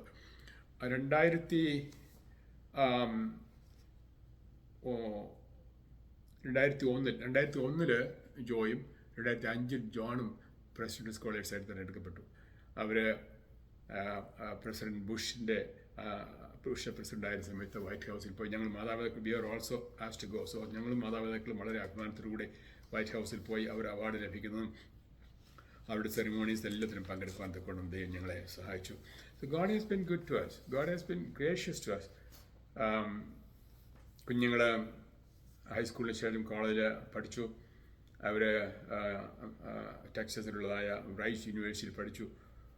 അവിടുന്ന് ഡിഗ്രി കഴിഞ്ഞു. അവർ തുടർന്ന് മെഡിക്കൽ ഫീൽഡിൽ ഡോക്ടേഴ്സായിട്ട് പഠിക്കാനുള്ളതായ അവസരം അവർക്ക് ലഭിച്ചു, പഠിച്ചു. ഇപ്പോൾ അവർ രണ്ടുപേരും പ്രാക്ടീസ് ചെയ്യുന്ന, ഒരാൾ ഇവിടെ ഹ്യൂസ്റ്റണിൽ ഞങ്ങളുടെ അടുത്തുണ്ട്, മറ്റേ ആൾ ടെക്സസിലുള്ള ഓസ്റ്റിനിൽ ആണ് താമസിക്കുന്നത്. ഞങ്ങളുടെ ജീവിതത്തിൽ പല പ്രയാസങ്ങളൊക്കെ ഉണ്ടായിട്ടുള്ളതായ അനുഭവങ്ങൾ ഞാൻ പറയേണ്ടത്. വേറൊരു കാര്യം, ഞങ്ങളുടെ കുഞ്ഞുങ്ങൾ രണ്ടുപേരും ഇപ്പോൾ വിവാഹിതരാണ്. അവർക്ക് കുഞ്ഞുങ്ങളുണ്ട്. മൂത്ത മോന് 3 കുഞ്ഞുങ്ങളുണ്ട്, രണ്ടാമത്തെ 2 കുഞ്ഞുങ്ങളുണ്ട്. അവർ ദൈവത്തിൻ്റെ കൃപയാൽ നല്ല രീതിയിൽ കുടുംബജീവിതം നയിക്കുന്നു. ദൈവത്തിന് വേണ്ടിയിട്ട് ഉപയോഗിക്കപ്പെടുന്ന മക്കളായി ആയിരിക്കുന്നു. ഞങ്ങൾ ഐഡഹോയിൽ താമസിച്ച സമയത്ത് 2004 ഞാനിത് പറയാൻ കാരണം, ഞങ്ങൾ ദൈവമക്കളായതുകൊണ്ട് ഞങ്ങൾക്ക് പ്രശ്നങ്ങളൊന്നും ഉണ്ടായിട്ടില്ല. We have had many issues. ഞങ്ങളുടെ ജീവിതത്തിൽ ഞങ്ങൾ കഷ്ടങ്ങളും പ്രയാസങ്ങളും വേദനകളും വിജയങ്ങളും പരാജയങ്ങളും ഞങ്ങൾ വന്നിട്ടുണ്ട്. തെറ്റുകൾ വന്നിട്ടുണ്ട്, കുറവുകൾ വന്നിട്ടുണ്ട്. എന്നാൽ ത്രൂ ഇറ്റ് ഓൾ എല്ലാത്തിനും കൂടെയും ദൈവം ഞങ്ങളെ ജയോത്സവമായി നടത്തിയെന്ന് ഞങ്ങൾക്ക് പറയാൻ തക്കണം കഴിയുള്ളൂ. ഞങ്ങൾ 2004 എനിക്ക് ഒരു ഹാർട്ടിന് ഒരു വിഷമം വന്നു. ഹാർട്ടിൽ നെഞ്ചിന് വേദന വന്നു. ഹോസ്പിറ്റലിൽ പോയി. എൻ്റെ ഹാർട്ടിൻ്റെ മെയിൻ ആർട്ടറി അതിൽ 90% ബ്ലോക്ക്ഡ് ആയിരുന്നു. അപ്പോൾ അതൊരു സ്റ്റെൻറ്റ് ഇൻസ്റ്റാൾ ചെയ്യാൻ ആവശ്യമായി വന്നു. ഡോക്ടർ പറഞ്ഞ് ഓർക്കുന്നു, that was A widow maker എന്ന് പറഞ്ഞാൽ അത് അല്പം കൂടെ അടഞ്ഞു പോയിരുന്നെങ്കിൽ അത് ഞാൻ മരിച്ചു കഴിഞ്ഞാൽ എൻ്റെ ഭാര്യ വിധവയാക്കുന്നതായ ഒരു ഹാർട്ടിൻ്റെ ഇഷ്യൂ. ഹാർട്ട് അറ്റാക്ക് എനിക്കുണ്ടായില്ല. But I had angina, and therefore I had angioplasty. Angioplasty is where you install a stent in your heart. അതിനുശേഷം എനിക്കൊരു ദൈവത്തിൻ്റെ കൃപയിൽ ഒരു പ്രശ്നവും ഉണ്ടായില്ല. വളരെ ആരോഗ്യത്തോടെ ഇരിപ്പാനിടയായി തീർന്നു. ഐഡഹോയിലെ ജീവിതത്തെക്കുറിച്ച് തുടർന്ന് പറയുമ്പോൾ എന്നോട് സെന്നി പറഞ്ഞിരിക്കുന്നത് ക്വസ്റ്റ്യൻസ് ചോദിക്കത്തില്ല, തുടർന്ന് പറഞ്ഞുകൊണ്ടിരിക്കുന്നത് എന്നുള്ള, എനിക്ക് അതിലൊരു അസാധാരണ തോന്നുന്നു. ഞാൻ തുടർന്ന് അങ്ങനെ ആരും ഒന്നും ചോദിക്കാതെ പറഞ്ഞുകൊണ്ടിരിക്കുന്നത് എനിക്കൊരു വിഷമമുള്ള കാര്യം. എങ്കിൽ തന്നെ ഞാൻ അങ്ങനെ ചെയ്യുകയാണ്. നിങ്ങളത് മനസ്സിലാക്കുമെന്ന് വിചാരിക്കുന്നു. ഞാൻ ഐഡഹോയിൽ ജീവിച്ചിരുന്ന ആ സമയത്ത് അന്നാണ് ദൈവം എനിക്ക് പാസ്റ്ററൽ മിനിസ്ട്രി, നമ്മൾ ഒരു ഇടയ ശുശ്രൂഷിക്കാൻ ദൈവം എന്നെ വിളിച്ചത്. അതിനു മുമ്പ് ഞാൻ പ്രായപൂർത്തിയുള്ളവരെ സൺഡേ സ്കൂൾ പഠിപ്പിക്കുകയും അങ്ങനെയുള്ള കാര്യങ്ങളൊക്കെ ഉത്സാഹത്തിലായിരിക്കും തന്നെ ദൈവം ഒരു ശുശ്രൂഷയ്ക്കായിട്ട് തന്നെ വിളിച്ചു. അത് ഞാൻ ഡിപ്പാർട്ട്മെൻറ്റ് ഓഫ് എനർജിയിൽ എഞ്ചിനീയറായിട്ട് അവിടെ ജോലി ചെയ്യാണ്. ഡിപ്പാർട്ട്മെൻറ്റ് ഓഫ് എനർജിയിൽ എഞ്ചിനീയറായിട്ടും മാനേജറായിട്ടും ഒക്കെ പല നിലകളിൽ അവിടെ ജോലി ചെയ്തിട്ടുണ്ടായ സമയത്താണ്. അപ്പോൾ എനിക്ക് അങ്ങനെ ദൈവത്തിൻ്റെ പ്രത്യേകതയുള്ളതായ ഒരു ഹൃദയത്തിലൊരു താല്പര്യം തോന്നുന്നതിൻ്റെ ഫലമായിട്ട് ഞാൻ പോയി യൂണിവേഴ്സിറ്റി ലെവലിൽ തിയോളജിക്കൽ പഠിത്തമൊക്കെ പഠിച്ചു. അതിനുശേഷം ഞാനൊരു അസോസിയേറ്റ് പാസ്റ്റർ, എവിടെ വെള്ളക്കാരുടെ സഭയുണ്ടല്ലോ, ഞാൻ പറഞ്ഞല്ലോ, സഭയിലൊരു അസോസിയേറ്റ് പാസ്റ്ററായിട്ട് 14 വർഷത്തോളം അവിടെ ശുശ്രൂഷിച്ചു. പിന്നീട് അവിടുത്തെ സീനിയർ പാസ്റ്ററായിട്ട് അവിടെ കുറച്ച് നാൾ അവിടെ സൂക്ഷിപ്പാൻ ഇടയായി തീർന്നു. ആ സമയത്താണ് ഞാൻ റിട്ടയർ ചെയ്ത് അവിടെ നിന്ന് ഹ്യൂസ്റ്റണിലേക്ക് മൂവ് ചെയ്തതുകൊണ്ട് അവരെന്നോട് വളരെ നിർബന്ധമായിട്ട് അവിടെ തുടർന്ന് പാസ്റ്റായിട്ടിരിക്കണമെന്ന് പറഞ്ഞെങ്കിൽ തന്നെയും എനിക്ക് ഹ്യൂസ്റ്റണിലേക്ക് മൂവ് ചെയ്യേണ്ടതായിട്ട് വന്നു. 2013 ഞങ്ങൾ രണ്ടുപേരും, ഞാനും എൻ്റെ ഭാര്യയും റിട്ടയർ ചെയ്തത്. എൻ്റെ ഭാര്യ, she was only 55 years old. So I just tell her, she started work when she was 35. She retired when she was 55. Good day ഞാൻ ചിലപ്പോൾ തമാശയ്ക്ക് പറയാറുണ്ട്. ഞങ്ങൾ ഒരേ ദിവസം 2013 മാർച്ച് 30 രണ്ടുപേരും ഒരേ ദിവസമാണ് ഞങ്ങൾ റിട്ടയർ ചെയ്തത്. ഞങ്ങൾ ഐഡഹോയിലേക്ക് വന്നു. ഇവിടെ ഞങ്ങളിപ്പോൾ ഹ്യൂസ്റ്റണിൽ പിന്നെ ഞങ്ങൾ ഷുഗർലാൻഡിൽ, ഹ്യൂസ്റ്റണിൽ ഒരു സബർബായിട്ടുള്ള ഷുഗർലാൻഡിൽ താമസിക്കുന്നു. സ്റ്റാഫോർഡ് പട്ടണത്തിലുള്ളതായ, ഹ്യൂസ്റ്റണിനടുത്തുള്ള സ്റ്റാഫോർഡ് പട്ടണത്തിലുള്ളതായ ലിവിങ് വാട്ടേഴ്സ് ക്രിസ്ത്യൻ ചർച്ചിൻ്റെ അംഗങ്ങളായിട്ട് ഞങ്ങളായിരിക്കുന്നത്. അവിടുത്തെ I'm one of the pastors there, I'm not the senior pastor there. അവിടെ ഒരു സഹശിശുവിനായിട്ട് ദൈവത്തെയും ദൈവത്തിൻ്റെ മക്കളെയും സേവിപ്പാൻ തക്കണം ദൈവം എനിക്ക് സഹായിക്കുന്നു. ഞാൻ ഇവിടെ ആയിരുന്നപ്പോൾ, since I am not a full-time pastor, or I am not a senior pastor, I wanted to see if I could do something else also which is meaningful. അങ്ങനെ ഞാൻ ചിന്തിച്ച് ഇവിടെയുള്ളതായ ഷുഗർലാൻഡിലുള്ളതായ മെത്തഡിസ്റ്റ് ഹോസ്പിറ്റലിൽ ചാപ്ലനായിട്ട് മിനിസ്റ്റർ ചെയ്തു. ചാപ്ലനായിട്ട് മിനിസ്റ്റർ ചെയ്യുന്നത് വളരെ fulfilling ആണ്. ഏകദേശം 5 വർഷത്തോളം അവിടെ ചെയ്തു. പിന്നീട് അവിടെ എനിക്ക് ഓൺ കോൾ ആയിരിക്കേണ്ടതായിട്ട് വന്നു. അപ്പോൾ രാത്രിയിൽ ഓൺ കോളിന് പോകണം, അല്ലെങ്കിൽ ഈ വീക്കെൻഡിൽ അങ്ങനെ വന്ന് കുറച്ച് കഴിഞ്ഞപ്പോൾ ഒരു അല്പം ബുദ്ധിമുട്ടായി തോന്നുന്നുണ്ട്. ഞാൻ പിൽക്കാലത്ത് അതിൽ നിന്ന് ഞാൻ രാജിവെക്കുകയായിരുന്നു. എങ്കിൽ തന്നെയും അവിടെ ആയിരുന്നു 5 വർഷക്കാലം വളരെ ഫുൾഫില്ലിംഗ് ആയിട്ടുള്ളതായ മിനിസ്ട്രി ആയിരുന്നു. ഞാൻ പല അനുഭവങ്ങൾ എനിക്ക് പറയാൻ, എൻ്റെ പുസ്തകത്തിൽ അതിൽ പലതും എഴുതിയിട്ടുണ്ട്. അത് ഞാൻ പുസ്തകത്തെക്കുറിച്ച് പറയുമ്പോൾ ചില ആൾക്കാർ ഞങ്ങളുടെ പുസ്തകം വലുതാണെന്ന് ഒന്നും പറയാൻ വേണ്ടി പറഞ്ഞു. എനിക്ക് തന്നെയും ചില ആൾക്കാർ പറഞ്ഞിട്ടുണ്ട്, ഞാൻ ഒരു പ്രാവശ്യം വായിച്ചു, രണ്ടാമത്തെ പ്രാവശ്യം വായിച്ചുകൊണ്ടിരിക്കുകയാണ്. ചിലർ പറഞ്ഞ് 2 പ്രാവശ്യം വായിച്ചു. ചിലരൊക്കെ മക്കൾക്ക് കൊടുക്കാൻ 4, 5 പുസ്തകം ഒന്നിച്ച് വായിച്ചിട്ടുള്ളതായ കേസ് ഞാൻ ധാരാളം ഓർക്കുന്നു. അത് വായിക്കാൻ നിങ്ങൾക്ക് സാഹചര്യമുള്ളവർക്ക് വാങ്ങിച്ച് വായിക്കുന്നത് നല്ലതായിരിക്കും എന്ന് പറയുകയാണ്. Anyway, coming back to my chapel ministry, ആ സമയത്ത് പിന്നെ ക്യാൻസർ വന്ന രോഗികൾ, മറ്റു രീതിയിൽ ചുരുക്കം ചില ഉദാഹരണം ഞാൻ പറയാം. ഒരു ക്യാൻസർ രോഗി, ഏകദേശം 40 വയസ്സുള്ള മനുഷ്യന്, അതെനിക്ക് ഏകദേശം പറഞ്ഞു 3 ആഴ്ചയോടെ ജീവിക്കാനുള്ളൂ. അപ്പോൾ അതിന് മനുഷ്യൻ എന്നോട് പറഞ്ഞു, എനിക്ക് ജീവിച്ചിട്ട് ഒരു ജീവിതത്തിന് അർത്ഥവുമില്ല. I really don't know what where I'm going to end up. I'm confused. I don't really have anything to live for. ഞാനന്ന് ഒരു ചാപ്ലറിലേക്ക് അതെനിക്ക് ക്രിസ്തുയേശുവിൽ കൂടെയുള്ളതായ രക്ഷയെക്കുറിച്ചും ക്രിസ്തുയേശുവിൽ വിശ്വസിക്കുന്നവർക്കുള്ളതായ നിത്യതയെക്കുറിച്ചുമൊക്കെ പറഞ്ഞു കൊടുത്തു. ആ മനുഷ്യൻ കർത്താവ് യേശു ക്രിസ്തുവിൽ വിശ്വസിച്ചു, തൻ്റെ പാപങ്ങൾ ഏറ്റുപറഞ്ഞു, തന്നെ ഒരു ദൈവവേദനായി തീർന്നു. ഞാനവിടെ ഏകദേശം ഒരു 10 മിനിറ്റ്, 10 അല്ലെങ്കിൽ 15 മിനിറ്റ് അദ്ദേഹത്തോട് ചെലവഴിച്ചിട്ടുണ്ടാകും. ഞാൻ പോകുമ്പോൾ സമയത്ത് എന്നോട് പറഞ്ഞു, this was the greatest day in my life. Now I have meaning, I have something to live for. I know when I die in 3 weeks, as the doctors have told me, I have eternity. I know where I'll be spending my eternity. ഞാൻ വിചാരിച്ചു, that's awesome. അപ്പോൾ ചിലർക്ക് പലർക്കും വേണ്ടി പ്രാർത്ഥിപ്പാനും അവിടെയൊക്കെ എൻ്റെ ഞാൻ പ്രാർത്ഥിച്ച സമയത്ത് മിക്ക ആൾക്കാർ ഉടനെ സൗഖ്യമാകുന്നത് ഞാൻ കണ്ടിട്ടില്ല. എന്നാൽ ഒരു ദിവസം ഞാൻ ഒരു റൂമിൽ ചെന്നപ്പോൾ പ്രായമുള്ളൊരു 60 പരം പ്രായമുള്ളൊരു മനുഷ്യൻ, ആ മനുഷ്യൻ്റെ മകളും ഭാര്യയും അവിടെ ഉണ്ട്. ആ മനുഷ്യൻ്റെ ശരീരത്തിലുള്ളതായ എല്ലാ ഭാഗത്തോടും എല്ലാ ട്യൂബ്സ് കണക്ട് ചെയ്തിട്ട്, ഒരുപാട് കണക്ട് ചെയ്തിട്ടുണ്ട്. അപ്പോൾ ഞാൻ പ്രാർത്ഥിച്ചുകൊണ്ടിരുന്നപ്പോൾ മകൾ അവിടെ നിന്ന് പതുക്കെ അപ്പം കുശുന്ന് പറയുക കേട്ടു, ഒരു ഹഷ്ഡ് വോയിസ്. ഞാൻ പതുക്കെ കണ്ടു തുടങ്ങിയപ്പോൾ അപ്പോൾ മകൾ പറഞ്ഞു, ചാപ്പൻ, യു കീപ് പ്രേയിങ്. ഞാൻ പ്രാർത്ഥിച്ച ശേഷം ഞാൻ ചോദിച്ചു, എന്താ സംഭവിച്ചത്? എന്നോട് പറഞ്ഞു, ചാപ്പൻ, യു വുഡന്റ് ബിലീവ്, എൻ്റെ അപ്പൻ്റെ എല്ലാ വൈറ്റൽ സൈൻസും ഔട്ട് ഓഫ് ഓർഡർ ആയിരുന്നു. When you were praying, I saw everything was coming back. I could see all the readings. Everything was falling into place, coming back to normal. ഞാൻ പറഞ്ഞു, I didn't do anything. I couldn't do anything. I'm just like you. But Jesus did it, so give him the glory. ഞാൻ പറഞ്ഞു ഓർക്കണം. അങ്ങനെ പറയാമോ? അതുപോലെ ഒരുപാട് അനുഭവങ്ങൾ ചാപ്പൽ മിനിസ്ട്രിയിൽ നിന്ന് പറയാറുണ്ട്. പലതും ഞാൻ പറഞ്ഞ പുസ്തകത്തിൽ രേഖപ്പെടുത്തിയിട്ടുണ്ട്. ഞാൻ ഹ്യൂസ്റ്റണിലേക്ക് വന്നതിന് ശേഷം എനിക്ക് 2018 yes, in 2018, I had prostate cancer. And it was at a very early stage, undetectable level. So I had to go through a surgical procedure. But അതിനുശേഷം ദൈവം എനിക്ക് ഉണ്ടായിരുന്നതിനേക്കാളും ഉപരിയായിട്ടുള്ള ആരോഗ്യം എല്ലാ രീതിയിലും, in every aspect of my life, God gave me strength and health and restored me to full potential, full normalcy. ദൈവത്തിന് അവിടെ ഞാൻ മഹത്വം കൊടുക്കുന്നു.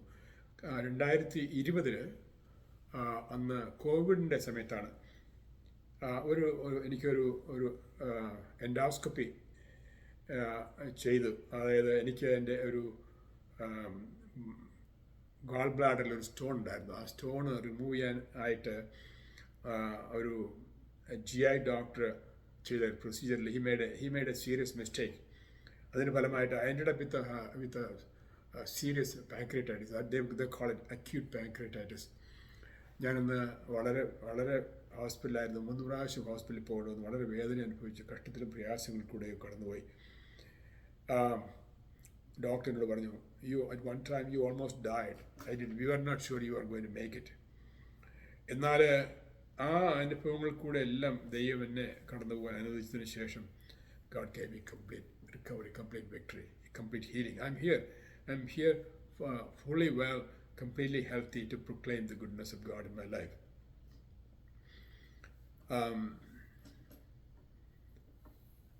എന്താ പറയേണ്ടത്? സാറ് നന്നായിട്ട് കാര്യങ്ങളൊക്കെ അവതരിപ്പിച്ചു. കഴിഞ്ഞ കാലങ്ങളിൽ തിരിഞ്ഞു നോക്കുമ്പോൾ സാറ് ശരിക്കും ആരുടെയെങ്കിലും കടപ്പെട്ടിട്ടുണ്ടോ? സാറ് വളരെ സമർത്ഥനായ വിദ്യാർത്ഥിയായിരുന്നു. സ്കൂളിലോ കോളേജിലോ അധ്യാപകരായിട്ടോ ക്ലാസ്മേറ്റ്സോ ആരുമായിട്ടെങ്കിലും? ഞാൻ കടപ്പെട്ടിട്ടുള്ളവരുണ്ട്. എനിക്ക് ജീവിതത്തിൽ ഒരു മെൻറ്റർ എന്നുള്ള വ്യക്തിയില്ലായിരുന്നു. എനിക്കൊരു മാതൃകയായിട്ട്, റോൾ മോഡലായിട്ട് എനിക്ക് ഓർക്കാൻ പറ്റുന്ന ഒരു വ്യക്തിയില്ല. നമ്മുടെ നാട്ടിലെ അനുഭവങ്ങൾ, മിക്കവരുടെ അനുഭവങ്ങൾ അങ്ങനെയൊക്കെ തന്നെയാണ്. എന്നാൽ എന്നെ പ്രോത്സാഹിപ്പിച്ചിട്ടുള്ള ചില അധ്യാപകന്മാരുണ്ട്, അവരെ ഞാൻ ഓർക്കുന്നു. എൻ്റെ മൂത്ത ജ്യേഷ്ഠൻ, അന്ന് ഞാൻ സാമ്പത്തികമായിട്ടൊക്കെ വിഷമിച്ച സമയം, ഞാൻ എഞ്ചിനീയറിംഗ് കോളേജിലേക്ക് പോയ സമയത്ത് സാമ്പത്തികമായിട്ടൊക്കെ വിഷമിച്ചിട്ടുണ്ട്. അന്ന് എനിക്ക് സ്കോളർഷിപ്പ് ഉണ്ടായിരുന്നു. നിങ്ങൾക്കറിയാമല്ലോ, ഗവൺമെൻറ് സ്കോളർഷിപ്പ് ക്ലാസ് തുടങ്ങി 3 മാസം കഴിഞ്ഞിട്ട് അവരുടെ ബ്യൂറോക്രസി കഴിഞ്ഞിട്ട് കിട്ടുന്നുള്ളൂ. അപ്പോൾ ആ 3 മാസം ഞാൻ എങ്ങനെ ജീവിക്കും? അന്നൊക്കെ കഷ്ടപ്പെട്ടുള്ള സമയങ്ങളൊക്കെ ഉണ്ട്. അതിനുശേഷം എനിക്ക് പൈസ കിട്ടും. എന്നാൽ അന്ന് ആ സമയത്തൊക്കെ എൻ്റെ ജ്യേഷ്ഠൻ പറഞ്ഞു ഓർക്കുന്നുണ്ട്, മോനെ നീ വിഷമിക്കണ്ട, എനിക്കറിയാം നിൻ്റെ കഷ്ടവും പ്രയാസങ്ങളും ഒരു കാലത്ത് നിനക്ക് നന്മ വരും, നീ മിടുക്കനായിട്ട് നീ നല്ലോണം ദൈവത്തിന് മുമ്പാകെ നല്ല ആയിത്തീർന്ന് പറഞ്ഞത് ആ സമയങ്ങൾ ഞാൻ ഓർക്കുന്നുണ്ട്. അങ്ങനെയുള്ള ചിലരൊക്കെ ഉണ്ട് ജീവിതത്തിൽ അധ്വാനിച്ച് എന്നെ പ്രോത്സാഹിപ്പിച്ചിട്ടുള്ള വ്യക്തികളുണ്ട്. പക്ഷെ എനിക്ക് I always want to give glory to God. I want to acknowledge my wife. എൻ്റെ ജീവിതത്തിൻ്റെ പാക്കായിരുന്നുകൊണ്ട് ഇന്ന് കഴിഞ്ഞ 46 വർഷത്തിൽ എന്നോട് കൂടെ ജീവിച്ച് എൻ്റെ എല്ലാ സ്വഭാവ കുറവുകളെയും സഹിച്ച് എന്നോട് കൂടെ ജീവിച്ച് ഒന്നിച്ച് ഞങ്ങൾ ദൈവത്തെ മഹത്വപ്പെടുത്തിയ എൻ്റെ ഭാര്യയ്ക്ക് ഞാൻ ഒരുപാട് നന്ദി രേഖപ്പെടുത്തുന്നു. ഞങ്ങൾ ഇന്നും ദൈവത്തെ സ്നേഹിക്കുന്ന കാര്യത്തിലും ദൈവത്തെ സേവിക്കുന്ന കാര്യത്തിലും ഞങ്ങൾ ഒന്നിച്ച് സമയം ചെലവഴിക്കുന്ന കാര്യത്തിലൊക്കെ ഇപ്പോഴും വളരെ വളരെ ഉത്സുകരാണ്. ഞങ്ങൾക്ക് എത്ര സമയമോട് ഞാൻ ഇരുന്ന് സംസാരിച്ചാലും ഞങ്ങൾക്ക് ഒരിക്കലും മടി വരാറില്ല. ഞങ്ങൾ പരസ്പരം ചിന്തിക്കാതെയും ആലോചിക്കാതെയും ഒരു കാര്യം ചെയ്യാറില്ല. We spend a lot of our time together.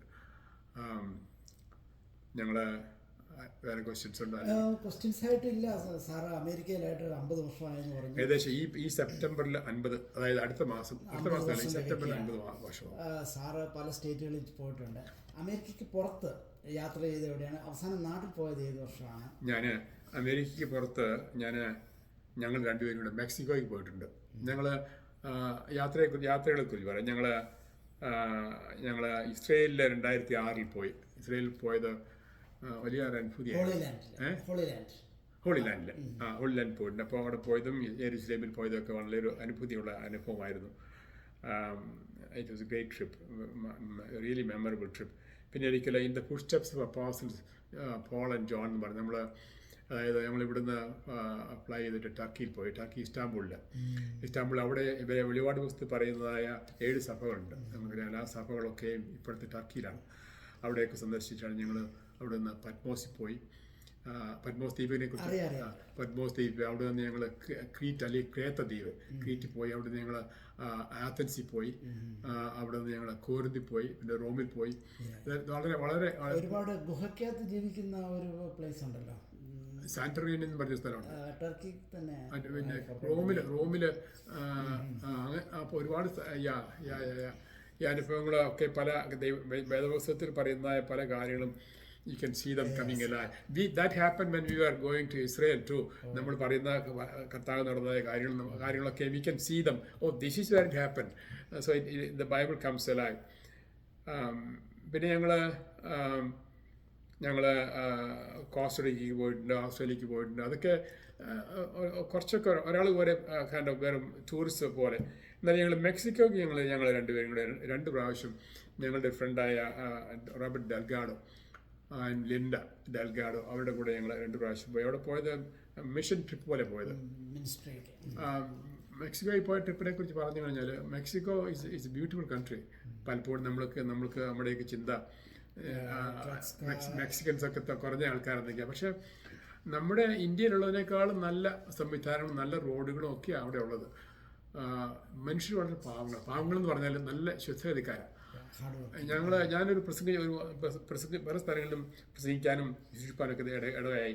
ഒരു പ്രസംഗത്തിന് ശേഷം ആൾക്കാരുടെ പ്രാർത്ഥിപ്പാനായിട്ട് മുന്നോട്ട് വരാൻ പറഞ്ഞാൽ അവർ നമ്മുടെ സഭകളിലേക്ക് ഒന്ന് പറഞ്ഞു കഴിഞ്ഞാൽ 1-2 പേര് അല്ലെങ്കിൽ ചിലപ്പോൾ ആരും വന്നിരിക്കില്ല.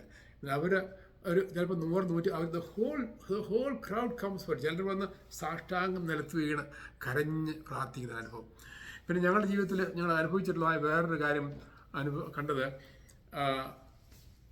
അവരിൽ നിന്ന് ഞങ്ങൾ കൈവച്ച് പ്രാർത്ഥിക്കുമ്പോൾ ദുരാത്മാക്കൾ വിട്ടുപോകുന്ന ഞാൻ കണ്ടു. ഒരു വ്യക്തി, ഒരു 30 വയസ്സ് പ്രായമുള്ള ചെറുപ്പക്കാരൻ, ഉദാഹരണം പറയാം.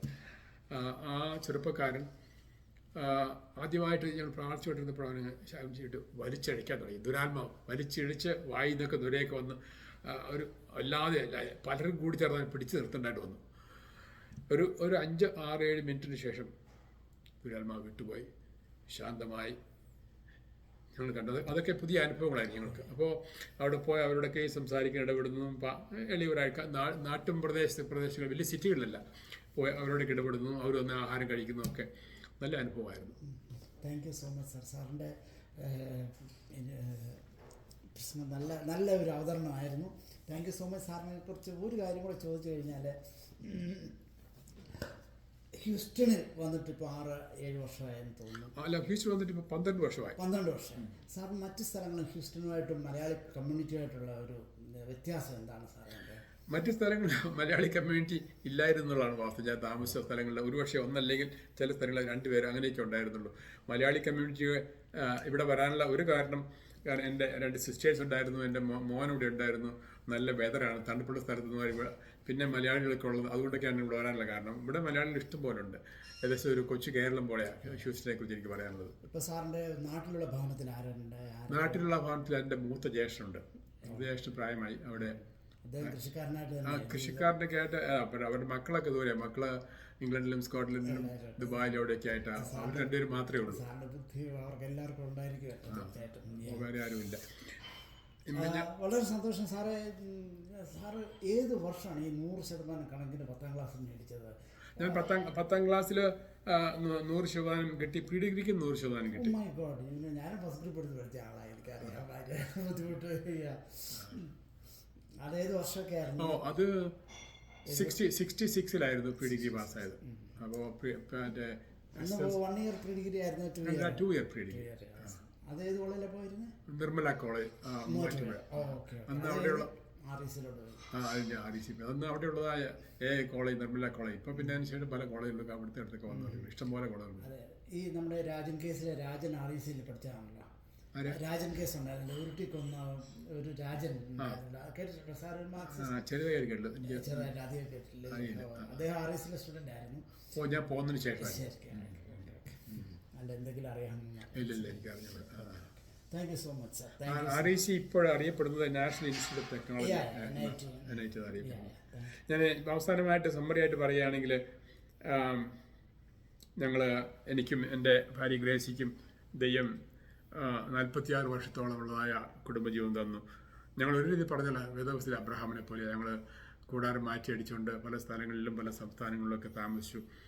എന്നാൽ ദൈവം ഞങ്ങളോട് കൂടി ഉണ്ടായിരുന്നു. ഞങ്ങൾ അങ്ങനെയുള്ളതായ ജീവിതത്തിൽ പലപ്പോഴും തെറ്റുകളും പ്രയാസങ്ങളും കുറ്റങ്ങളും കുറവുകളും ഒക്കെ വന്നിട്ടുണ്ടെങ്കിൽ തന്നെയും ദൈവത്തിൻ്റെ ശാശ്വത ഭുജങ്ങൾ കൊണ്ട് ദൈവം ഞങ്ങളെ താങ്ങി, ഞങ്ങളെ സഹായിച്ച്, ഞങ്ങൾ വഴി നടത്തി. ഞങ്ങളുടെ ജീവിതത്തിൻ്റെ എളിയ തുടക്കങ്ങളെ ദൈവം തുച്ഛീകരിച്ചില്ല. ഞങ്ങളുടെ പുസ്തകത്തിൽ തന്നെ പറയുന്നത്, അതിൻ്റെ സാരാംശമായിട്ട് പറയുകയാണെങ്കിൽ, ചെറിയ തുടക്കങ്ങളെ തുച്ഛീകരിക്കാത്ത വിശ്വസ്തനായ ദൈവം.